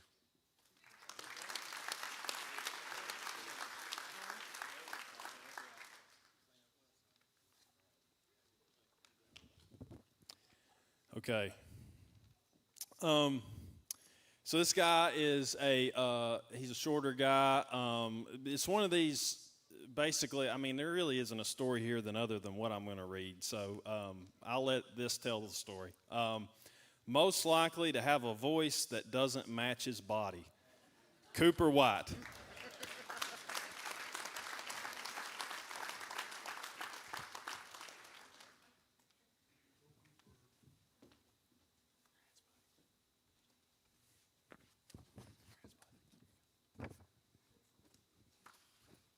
First of all, I believe I'm average height.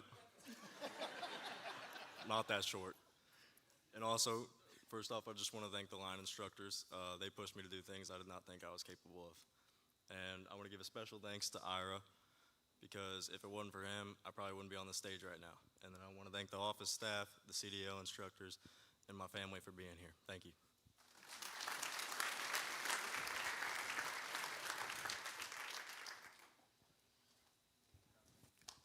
Okay, this next young man has taught me personally a lot over these past 11 weeks, but one of the more particular things that he has taught me is how to do some TikTok dances. Me and him done some TikTok dances together. So most likely to do a TikTok dance up on this stage, Alfredo Cruz Jr.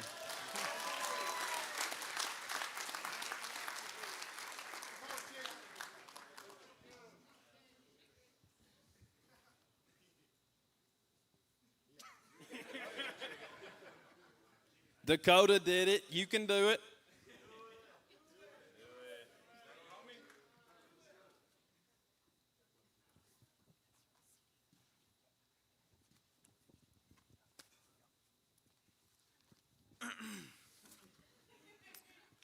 First and foremost, I want to thank my Lord and Savior, Jesus Christ, because without him, none of this would be possible. And to the elite staff and instructors, I appreciate you guys so much. And to my friends and my family, I love y'all. Thank you. The dance! The dance!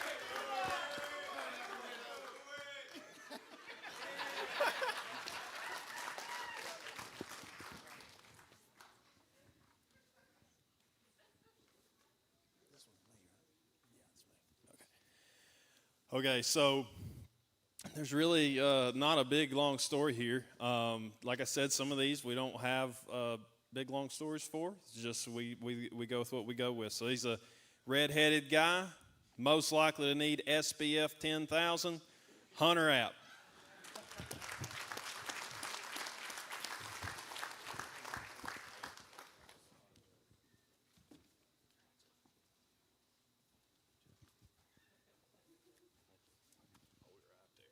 So hold on just a second, Hunter. Come on up here. So I'm Keith Shields. I'm with the CDL, one of the CDL instructors here. First of all, this was a very challenging class for us. One of the largest classes we ever had, or we've ever had, for the elite side, during one of the busiest times of the year for us for CDL. In the middle of all that, we started them with a whole new program, new videos, new software. Everything for us was a challenge. And day by day, we were like, y'all just show up. We're going to get you there. They all are graduating with their Class A CDL. Huge accomplishment. Huge accomplishment. But every class, we pick one CDL award winner. It's the person that shows the most. Hunter put in 32 days after hours of his own time at the CDL lot. His classmates averaged 14 days, right? Hunter scored a 29 out of 30 on his CDL pretest with us. 0 points on his backing and killed his road in a good way. And for that reason, we're awarding Hunter the CDL award. Congratulations.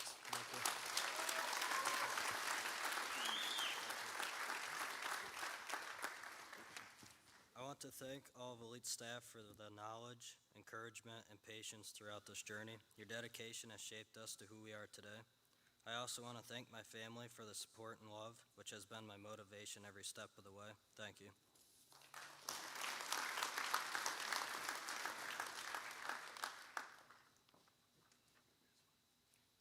Okay, as y'all know, we get young men from all over the United States of America that come to this school. I think that's a big testament to this school and what Elite stands for. But this young man, he's from Ohio, and I believe when he first come down here and got to meet me, Blake, and Brad, and some of the other instructors and some of the other guys, he had a really hard time. I'll say especially me, because I do. I have a southern slang, as y'all can tell, and he had a really hard time understanding us and the language that we speak down here in the South. So, most likely to need a translator for the instructors, Carter Dean.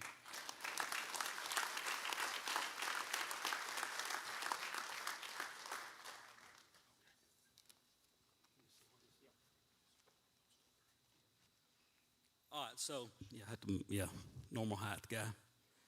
So these next few, these are obviously the funny superlatives, but we also do a lot of serious superlatives. For us, the serious superlatives are pretty. It's a pretty big deal for us because character building, just how they carry themselves. I mean, you know, you're their parents. You know how they are. You know how they interacted with people before they got here.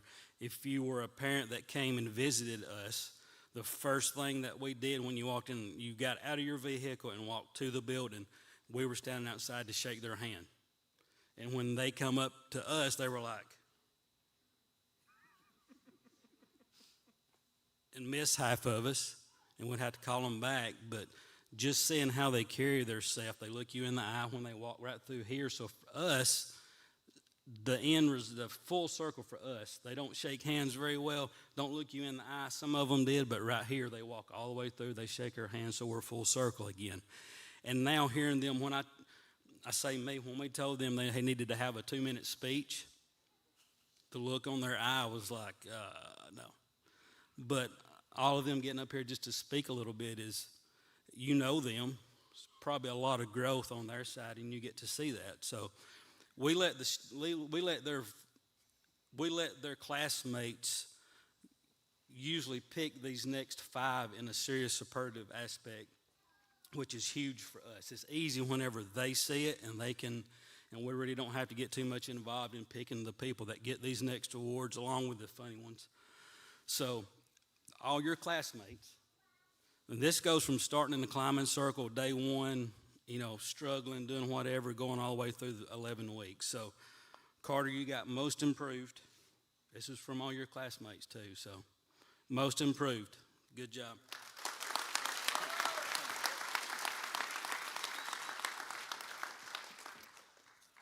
First thing I wanted to say is thank you to my family and friends for getting me here and supporting me through the way. I couldn't do it without any of you guys, and I love all you. Then I want to thank the staff, the instructors, the ladies in the office for believing me and helping me, even though I was especially scared to death to climb. I really appreciate everything you guys have done for me, and I'm grateful for this experience. And to all the guys, I just want to say thank you for the memories and good luck, and I hope everything works out for you guys. Thank you.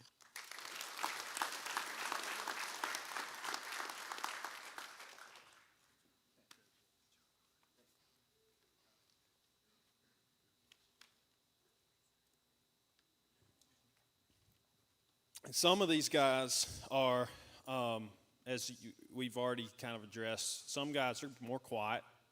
Some guys are not that quiet. This guy falls on the other end of that spectrum. And one thing that he did a lot is he would bark. He'd bark a lot. Yeah.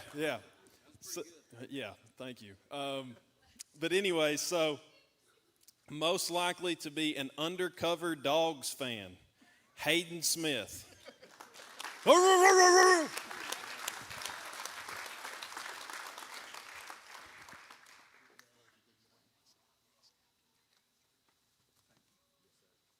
So while Hayden's coming up here, you always have one guy that's it's horrible to say the loud guy, but not that he was horribly loud, but the guy that just speaks up a little bit more than normal, more than the other ones, and somebody's getting down, always the fun guy, see somebody down, he's always going to make a joke, even if he's hurting or doing something, he's going to say something probably to get something out of his head, but it always encourages somebody else because everybody else is hurting too. Your body's hurting, your knees are hurting, your arms, you feel like they're going to fall off, and you need that encouraging guy. So, most encouraging. Good job.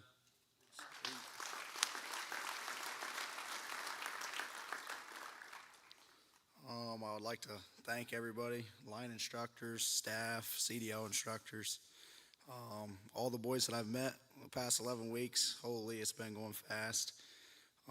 Glad that everybody gave them the 2 weeks. When they said give us 2 weeks, I'm glad that everybody did that because holy, it's been fun. Can't believe it's already over. I hope to see you guys out there one day when we're all on storm or something like that. So that's all I got.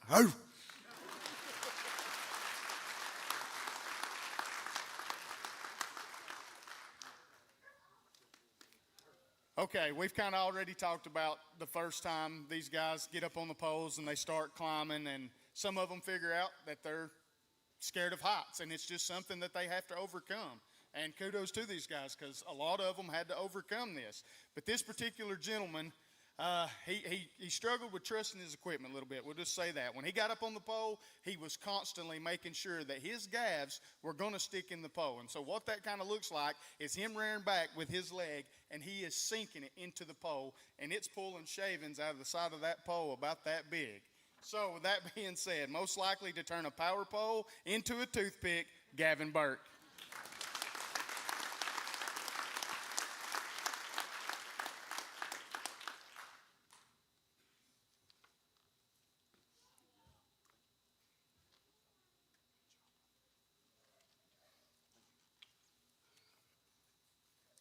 All right, so Gavin, obviously the quiet guy when he comes in. We give him a little bit of a hard time, or I did. You always have the one guy that we can pick on just a little bit more.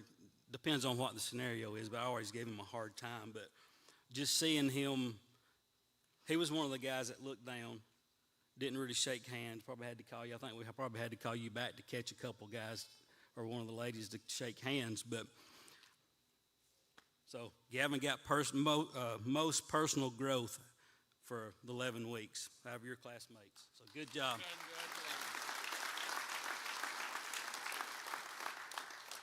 I want to start off by thanking God, and I want to thank all the friends and family that came out here today to celebrate with me. I want to thank our line instructors and our CDL instructors for teaching us everything that they know and passing that torch on, and I want to thank them for never giving up on us.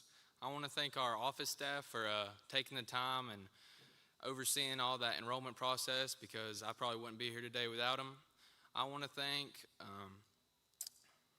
our character development growth staff for teaching us honest traits, for a hardworking man and instilling that in all of us. And last but not least, I want to thank Waylon Hasty for coming to my school and encouraging me to go to Elite. It's the best decision I ever made, and I'm eternally grateful. And as for these boys sitting right here in front of me, I'm so grateful to see how much we've all grown over these 11 weeks, and I'm interested to see what y'all do with what y'all have learned, and I hope to see y'all out there. Thank you.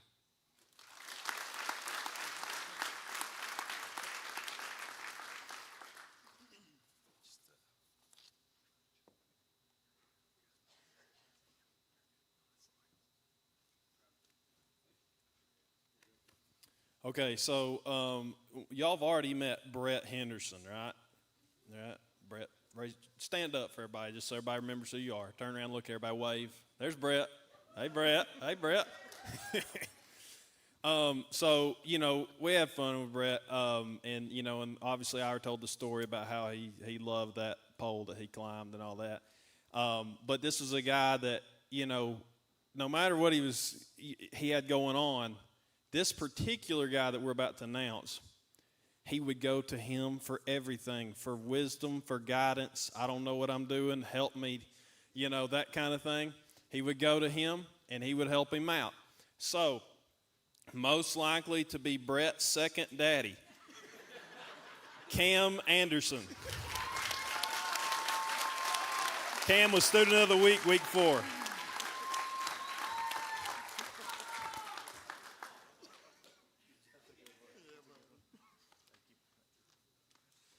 All right, so Cam, obviously not obviously, but by now, by stories, you figured out he's the old guy, Paw. We always have one in here, usually at least one. Sometimes there's two that are a little bit older, tend to keep the whole chaos tied down just a little bit. It's like herding cats sometimes. So it's very easy for the older guys to be the dad in the house if they stay in housing, or, somebody for these guys to look up to, because some of them are the first time they've been away from home, stayed away from home for a little bit. So it can get a little bit crazy in their mind. So Cam was always the guy that always encouraged and didn't really say a whole lot, but you could just feel it, and they just automatically kind of reach out to him for questions or for a little bit of help or whatever they needed. So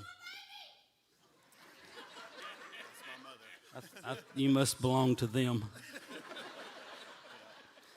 So this was this blowout in the for letting these guys pick who this was. So this was best leader.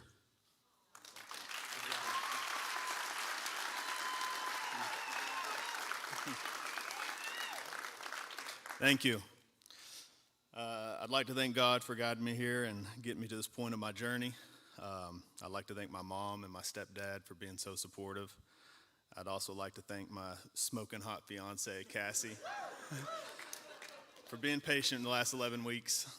I'd like to thank everyone at Elite, the line crew, Brad, Shane, Blake, and Ira, the CDL crew, Aaron, Clint, Keith, and Joseph, the staff, Colton, Sophia, Kaylin, Josh, Amy, and Tanya, and the owner of Elite, Waylon. I'd also like to thank Pastor David and Mark, Jonas, and Matt, and lastly, a special thanks to Lou and the Gordon Corsetti Foundation. I wish all my classmates the best on their journey in this industry. I've enjoyed getting to meet and learn alongside you guys the last 11 weeks. Please be safe out there, and always remember to take care of your crew. Thank you, everybody.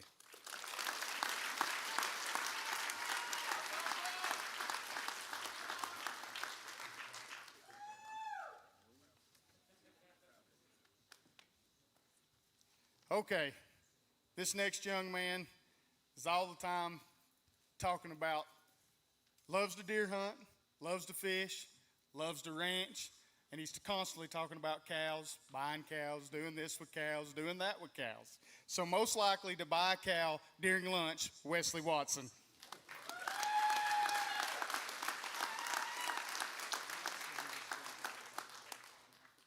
Wesley was also Student of the Week, Week 8.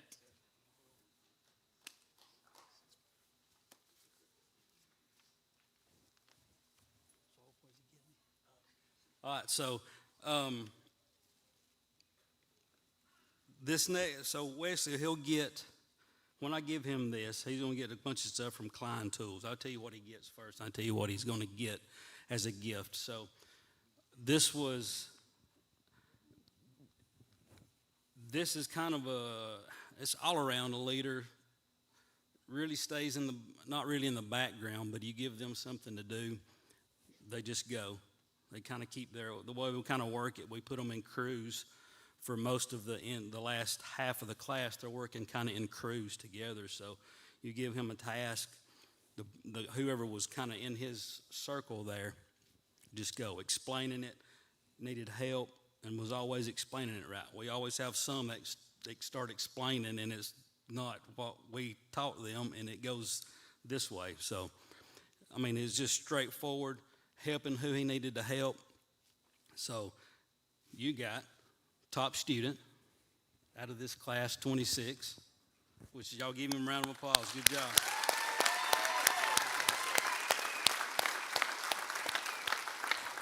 So what he will get, he'll get a goodie package from Klein Tools. There'll be a hat, for what we know, like some flip sockets, some impact sockets. I think there's a backpack cooler that goes with it. It's some things that, even though he'll be new on the job, it's some really handy stuff that we always had. We'd get, as linemen over the years, we'd kind of get some of these tools along the way, but he gets a package of all the cool stuff that we kind of got in pieces over the years. So it's a pretty good little gift you'll be getting. We'll have to mail it to you, but we'll get it to you. Good job.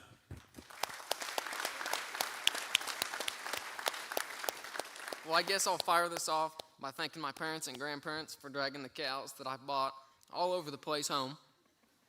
Thank you to the friends and family that have supported me through this. It's been great. And thank you to all the elite staff for getting us to where we're at. It's been great. I made a lot of great friends. Thank you, guys.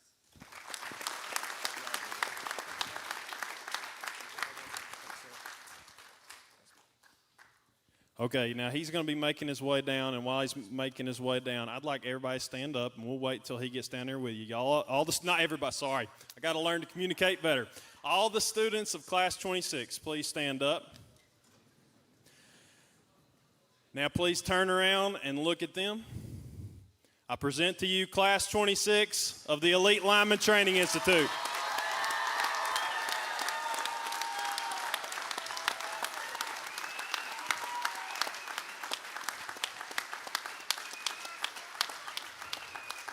Now, y'all give a warm welcome to our owner and founder, Waylon Hasty. Come on up, Slim. Come on up, Slim.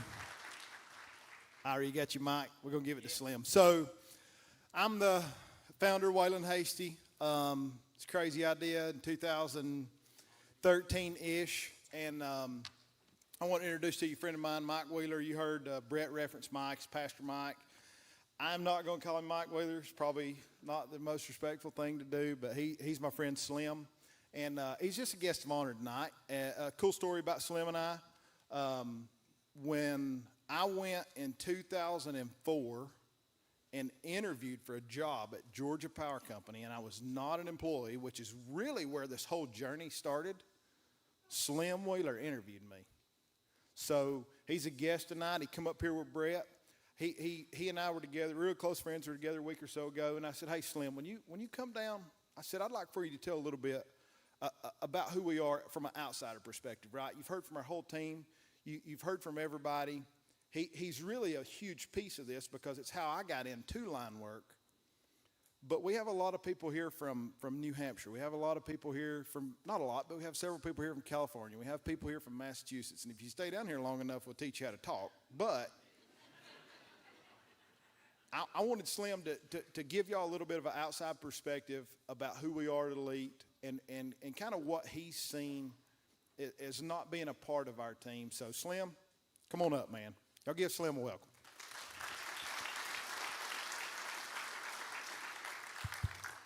I'm going to use this one right here if that's all right with y'all. Ira told me this one's hot, so I'm going to stick it down here for a minute.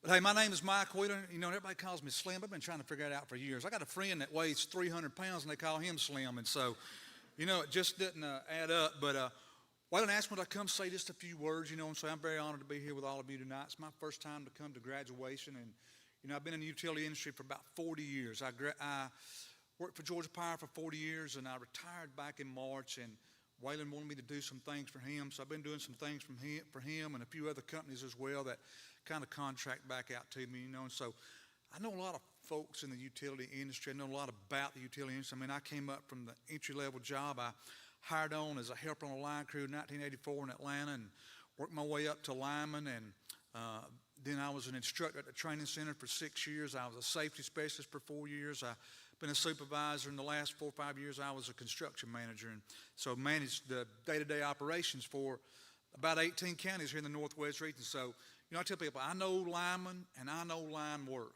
and I know training and line schools, you know. And so for the last few years, I would come up once a school and speak to the students. I talk to them about how to get a job at Georgia Power or another utility, talking about how to care themselves, you know, kind of follow up on what some of the things that David's doing about character development, you know, but also, you know, I pastor a church. I've pastored a church for the last 20 years, and it's about 150 members in that church, Baptist church down in Dallas, Georgia, where I live at, you know. And so I always want to take the opportunity to share the gospel, you know. But so I'm always amazed at the students, you know. And so you take 47, 45, 46 students, whatever it is, and you bring them together, you know, for 11 weeks, and man, they begin to bond with each other, and they share so much with each other. I mean, they're in the same housing, you know, cooking and cleaning and washing, all those good things. And we've heard so many stories tonight about how they supported and encouraged each other on the poles and the post circles, you know, and how they were just sharing the struggles of getting through line school. Now, you know, it's a struggle. It's a real world struggle. But, you know, I came up about a month ago on a Wednesday to speak to the class. Waylon said, I want you to come up and talk to them about interview skills. And, you know, and as Waylon said, I mean, I interviewed Waylon. I've interviewed hundreds of people at Georgia Power. One of my jobs was a hiring manager there for several years, and I've interviewed hundreds of people. And so I kind of know the ins and the outs of the trade, and, you know, what's a good interview and what's a bad interview. And so I came up that morning, got there early, you know, Ira and Blake and Brad, they're back there, you know, getting ready for the morning. And, you know, Waylon has everybody get there at 6:30, and work starts at 7. And so, you know, Waylon and the girls, they drag in. Josh comes in, you know, and they're getting ready. Waylon's going to go in there and have a little talk with them. But it's just, hey, I'm going to go say a few things. I want you to come in and follow us up. And I said, well, let me step into the men's room right here before I get in, because I'm going to be in there for an hour. You know, I drove from Dallas. It's a long way. And so I go in the men's room, and I'm looking at the toilet there. And there's something sitting on that toilet, you know, and, you know, I used to have a headquarters in LJ, and I didn't work there, but I'd go up there once, twice a week. I had some crews working there. And, you know, some strange things that you see on the toilet from time to time. You know, on that toilet in LJ, there was a toothbrush and some toothpaste on the back of the toilet. And I'm like, who in the world is keeping their toothbrush? You know, when you flush that toilet, you got all these microparticles flying around in the air. And so when I went out, I was like, whose toothbrush? And they wouldn't admit it, so I just threw the thing in the trash, you know. But I go in the men's room in the lead a month ago, and sitting on that toilet is a tube of chapstick. I look at that chapstick, and I say, you know, it's a close group right here. They all used the chapstick when they used the bathroom. I would have found a better place to store the chapstick than the toilet, but I realized how close they were. But let me transition to this, you know, and so, hey, I want you to know why I believe that Elite Lineman Training Institute is the best place to send your kids to a line school. Back in 2000, when Georgia Power was really ramping up their training program, we had so many students coming through that we couldn't train all of our students. So we started contracting some of that work out to SLTC up in Trenton. That's Lineman College up there in Trenton. You know, and I'd go up there once a month and check on the school and make sure the instructors were teaching our curriculum, what we wanted them to teach, make sure the students were progressing, you know, and just making sure everything was right that was up there, you know, and went along with that, you know. And so over the years, I've been to a lot of different line schools. Georgia Northwestern Technical College down in Rockmart. You got SLTC up here. You got Elite right here. You got the school down in Daytona, Florida. You got one out. I mean, there's line schools all over Georgia and all over the country for that matter right now, because there's a huge need for young men to go into this line of work. And I want to tell you, it's a very fulfilling career. You're going to make all the money you want to make and a lot you don't want to make, because they're going to be calling you to come to work on days that you don't want to come to work. But, you know, I think that Elite is the best one to come to. You know, when Brett was getting ready to go to line school, and I was talking to his parents, Benji and Mary Ellen, I was like, you know, you can send your kid to Georgia Northwestern, you can send them up to SLTC, you can send them to Elite, you can send them anywhere you want to. But to me, Elite is the place you want to send your kids. And the reason being, is that in all these other schools that you can go to, they're going to teach you the fundamentals of line work, how to climb a pole, get your CDL license, how to string wire tied in, how to build a line. They're going to teach you transformer theory. They're going to teach you transformer banks. I mean, all those things, you're going to get them in any line school you go to today. But there's two things that separate Elite out from all the others. Number one is that character development part. As CJ said a while ago, I'm leaving here a better man than when I came. And so let me give you a little perspective right here. Y'all all know who, got all these folks from Ohio here. My neighbor's from Ohio. He come down and talked to me yesterday. He got on his Ohio State toboggan up there. And a lot of college football folks, and I realize that, you know. And so at that Ohio State University, Ryan Day is the head football coach there. And Ryan Day's own words were, I have one job and one job only at Ohio State University, and that's to win every game. You may remember Mark Richt. He used to be the head football coach at the University of Georgia. He was there right before Kirby. Mark Richt was going to win 10 games every year. A lot of universities would have been overjoyed to win 10 games every year. But Mark Richt could never win the national championship. And so they wanted to get rid of Mark Richt. All the alumni, the boosters, you know, the fans, they wanted them national championships. But Mark Richt is different than Ryan Day. Mark Richt said, my number one job is to develop these young men to go out into the communities and to be the leaders and the fathers and the husbands and to better the community that they go into. As CJ said, I'm a better man. Mark Richt's focus was on building men for the future and not winning every game that he played, although winning was huge for him. Waylon and his staff are not only teaching the fundamentals of line work, but they're developing young men for the future to be leaders in their community, to be good husbands, good dads, and hopefully model citizens. But the other part of the story is that not only do they focus on character development with all the other things, they share the gospel. Because the truth of the matter is, it doesn't matter how successful you are in life. The greatest need that all of us have today is to be forgiven of our sins and to know the Lord Jesus. And there's only one way that you and I can be forgiven of our sins, and that's to ask Christ into our life and turn from our sinful ways. And so they have that Tuesday morning Bible study there. Brother David comes in, shares the gospel. I share the gospel. Waylon shares the gospel. It's a faith-based curriculum. Some people struggle with that from time to time. But this is the truth of the matter. You can go pay your money to learn how to do line work, or you can send your kid to Elite. Not only will they learn how to do line work, they're going to get the character development and to share the gospel. The Wednesday that I was up there, they were telling me the story about Alfredo, that just the day before, Alfredo had accepted Christ there as his Savior.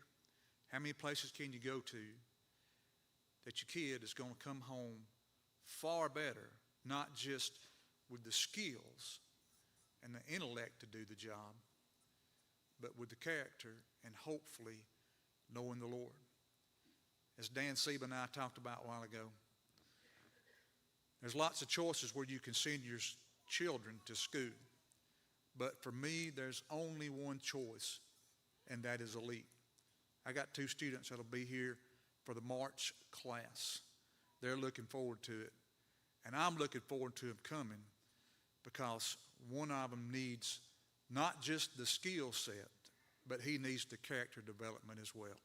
So, parents, I want you to know you made the right choice in sending your kids to elite. Young men, y'all all made the right choice of coming to elite. When you leave here and you go to wherever it is that you're going to go, don't forget the most important things that you've been taught here. It's those great values that these men and women have poured into you. May God bless you all. Good job,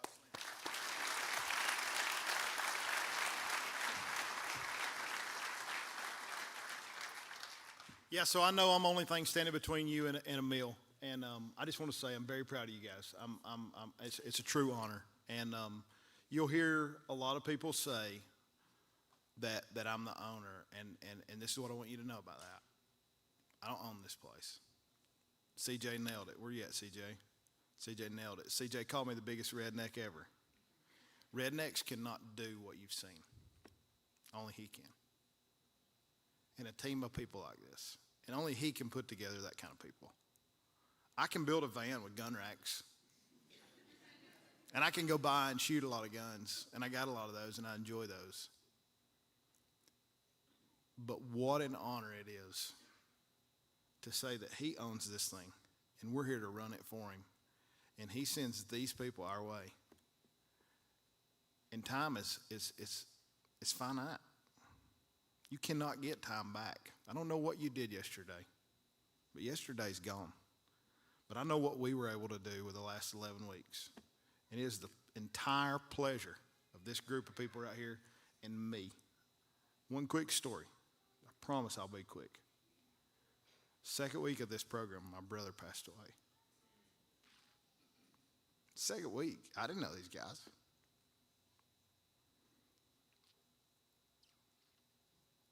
Look up at the funeral service, and I see some of these guys who had known me for about 2 days maybe show up.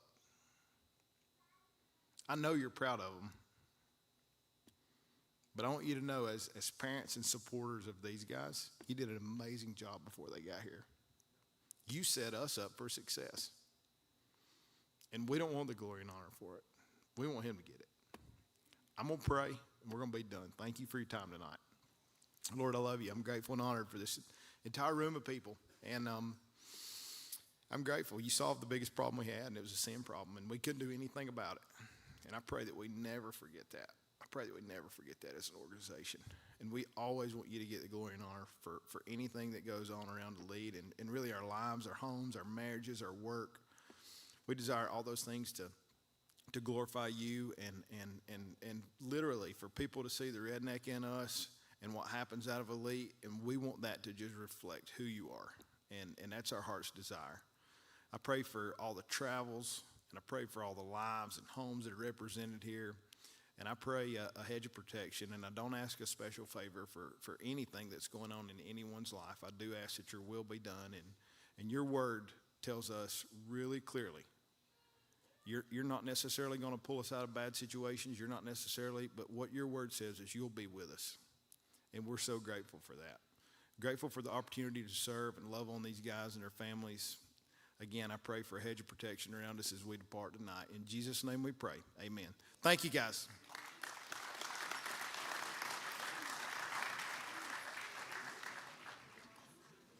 Hey, on each side of the stage, guys, you have some yard signs. Also in the back, we have the Gideons. You guys are going to hook you up with the Bible.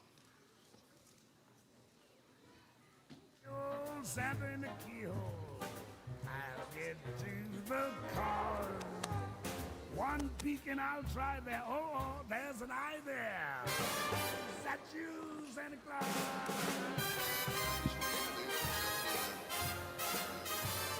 Please, please, see my knee. Say that's you. Santa Claus.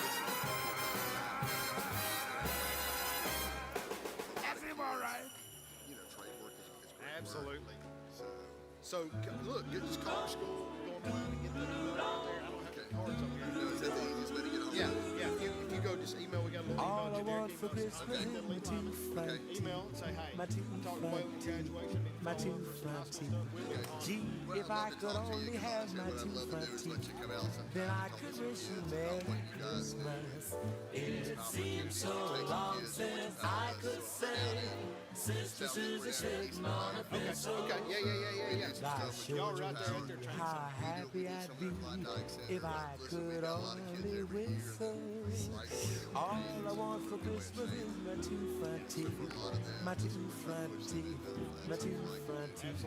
Gee, if I could only have my two front teeth, then I could wish you Merry Christmas.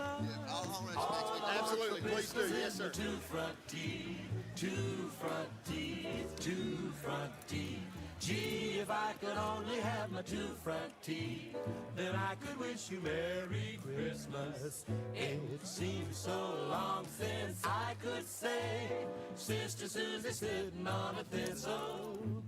Gosh, sure, gee, how happy I'd be if I could only whistle.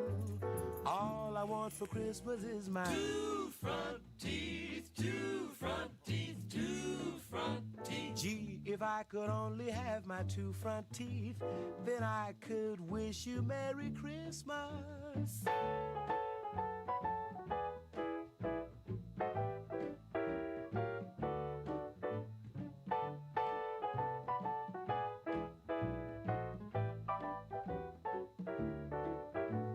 It seems so long since I could say, Sister Susie sitting on a thistle.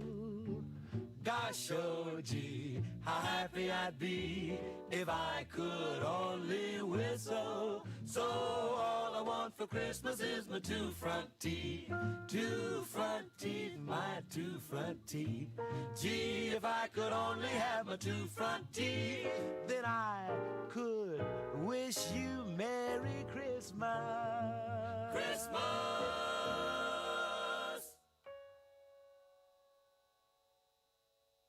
Bells will be ringing this sad, sad news.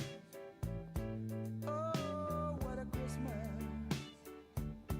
to have the blues. My baby's gone, I have no friends to wish me greeting once again. Choirs will be singing Silent Night, Christmas carol by candlelight. Please come home for Christmas. Please come home for Christmas. If not for Christmas, by New Year's night. Friends and relations send salutations. Sure as the stars shine above. Oh, this is Christmas. Yes, Christmas, my dear. It's the time of year to be with the one you love. So won't you tell me you'll never more roam? Christmas and New Year will find you home. There'll be no more sorrow, no grief and pain.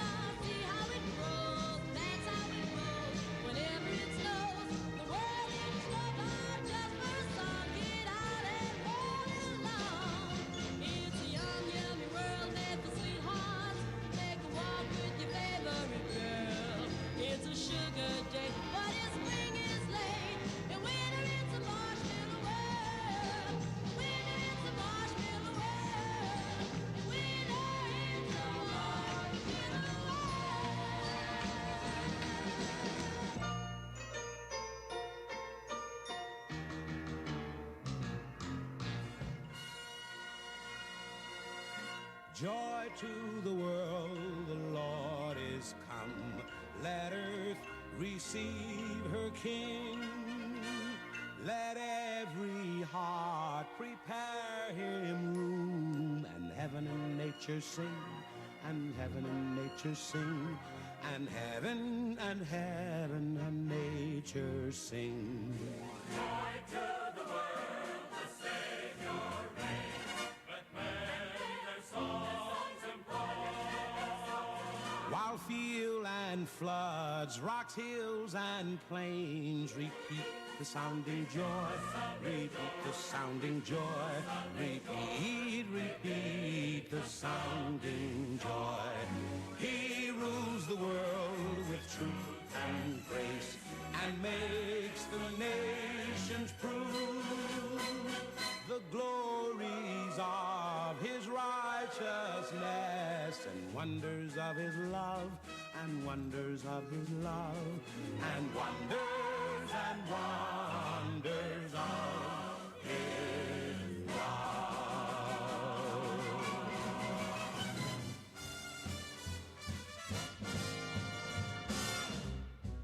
Old Mr. Kringle is soon gonna jingle the bells that'll tingle all your troubles away.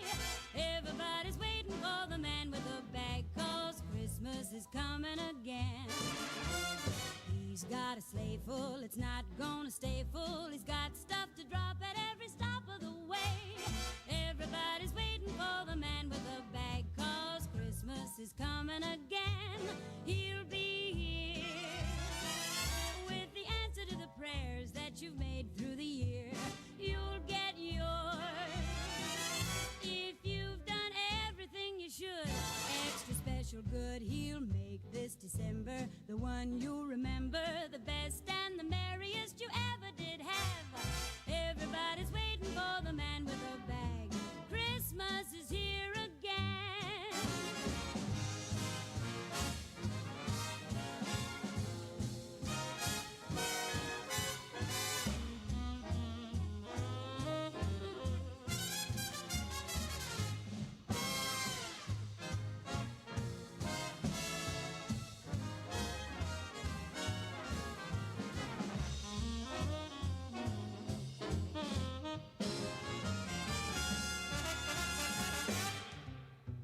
Oh, Mr. Kringle is soon gonna jingle all the bells that'll tingle all your troubles away. Everybody's waiting for the man with the bag. Christmas is here again. He's got a sleigh full and it's not gonna stay full. Got stuff that he's dropping every stop of the way. Everybody's waiting for the man with the bag. Christmas is here again. He'll be here with the answer to the prayers that you've made through the year. You'll get yours if you've done everything you should. Extra special good, he'll make this December the one you'll remember, the best and the merriest you ever did have. Everybody's waiting, they're all congregating, waiting for the man with the bag.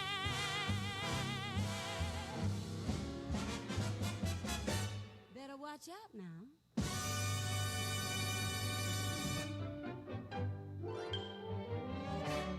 You're a mean one, Mr. Grinch.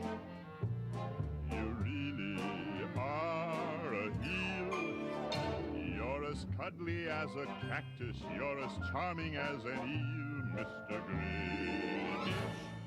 You're a bad banana with a greasy black peel.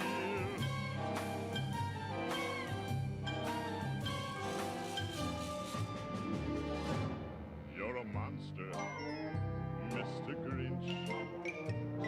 Your heart's an empty hole. Your brain is full of spiders. You've got garlic in your soul, Mr. Grinch. I wouldn't touch you with a 39.5-foot pole. All I need is a reindeer. The Grinch looked around, but since reindeer are scarce, there was none to be found. Did that stop the Grinch? Ha! The Grinch Grinch simply said, "If I can't find a reindeer, I'll make one instead." So he took his dog Max, and he took some black thread, and he tied a big horn on the top of his head.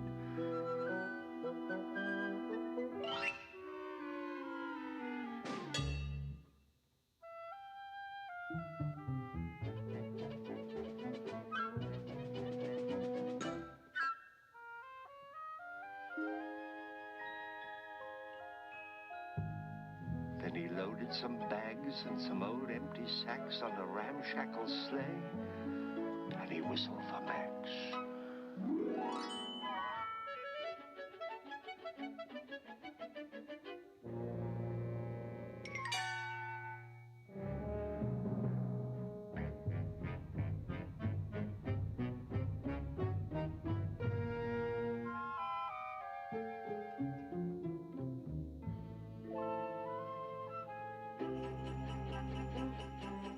Then the Grinch said, "Get up!" And the sleigh started down toward the homes where the Who's lay a snooze in their town.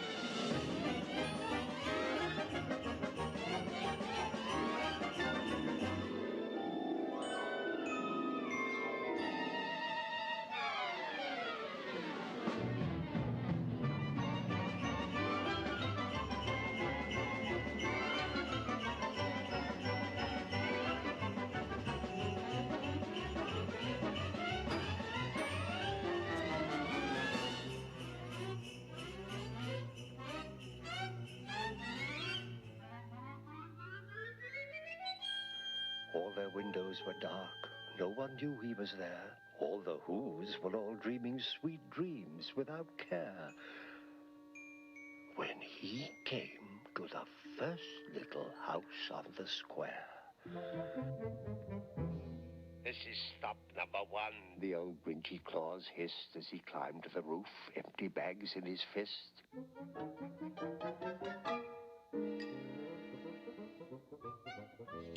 Then he slid down the chimney, a rather tight pinch, but if Santa could do it then, so could the Grinch.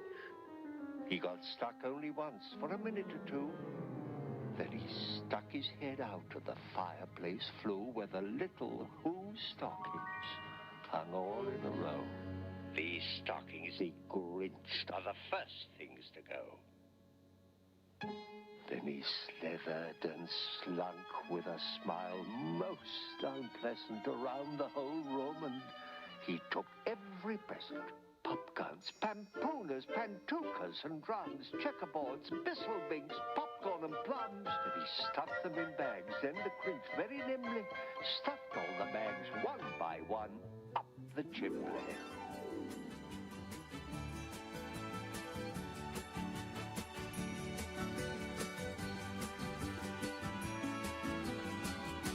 Feliz Navidad, Feliz Navidad, Feliz Navidad, próspero año y felicidad. Feliz Navidad, Feliz Navidad, Feliz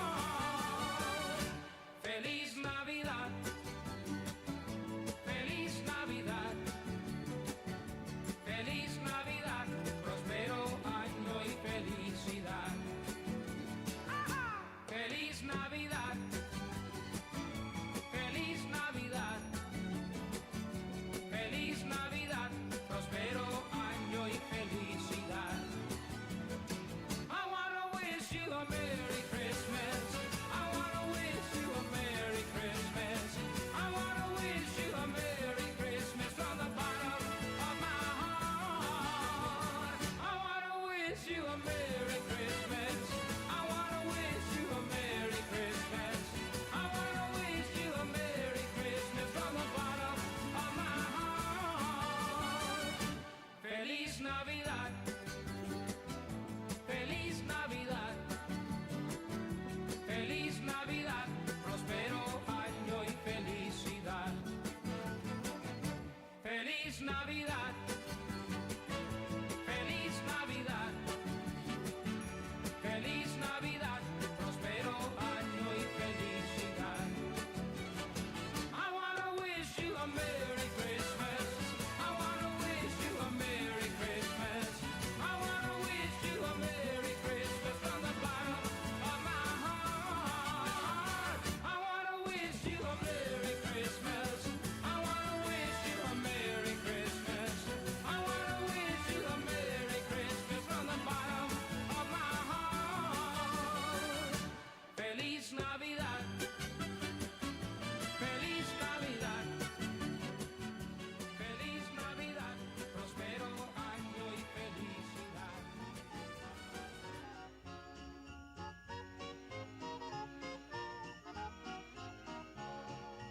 Here comes Santa Claus, here comes Santa Claus, right down Santa Claus Lane. Vixen and Blixen and all his reindeers pulling on the reins. Bells are ringing, children singing, all is merry and bright. So hang your stockings and say your prayers, 'cause Santa Claus comes tonight.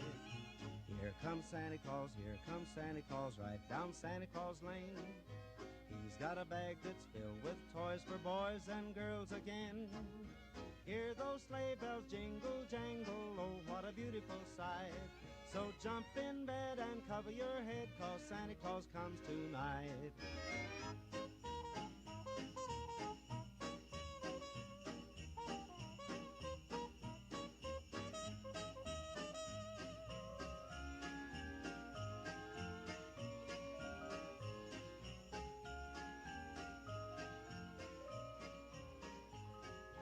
Here comes Santa Claus, here comes Santa Claus, right down Santa Claus Lane.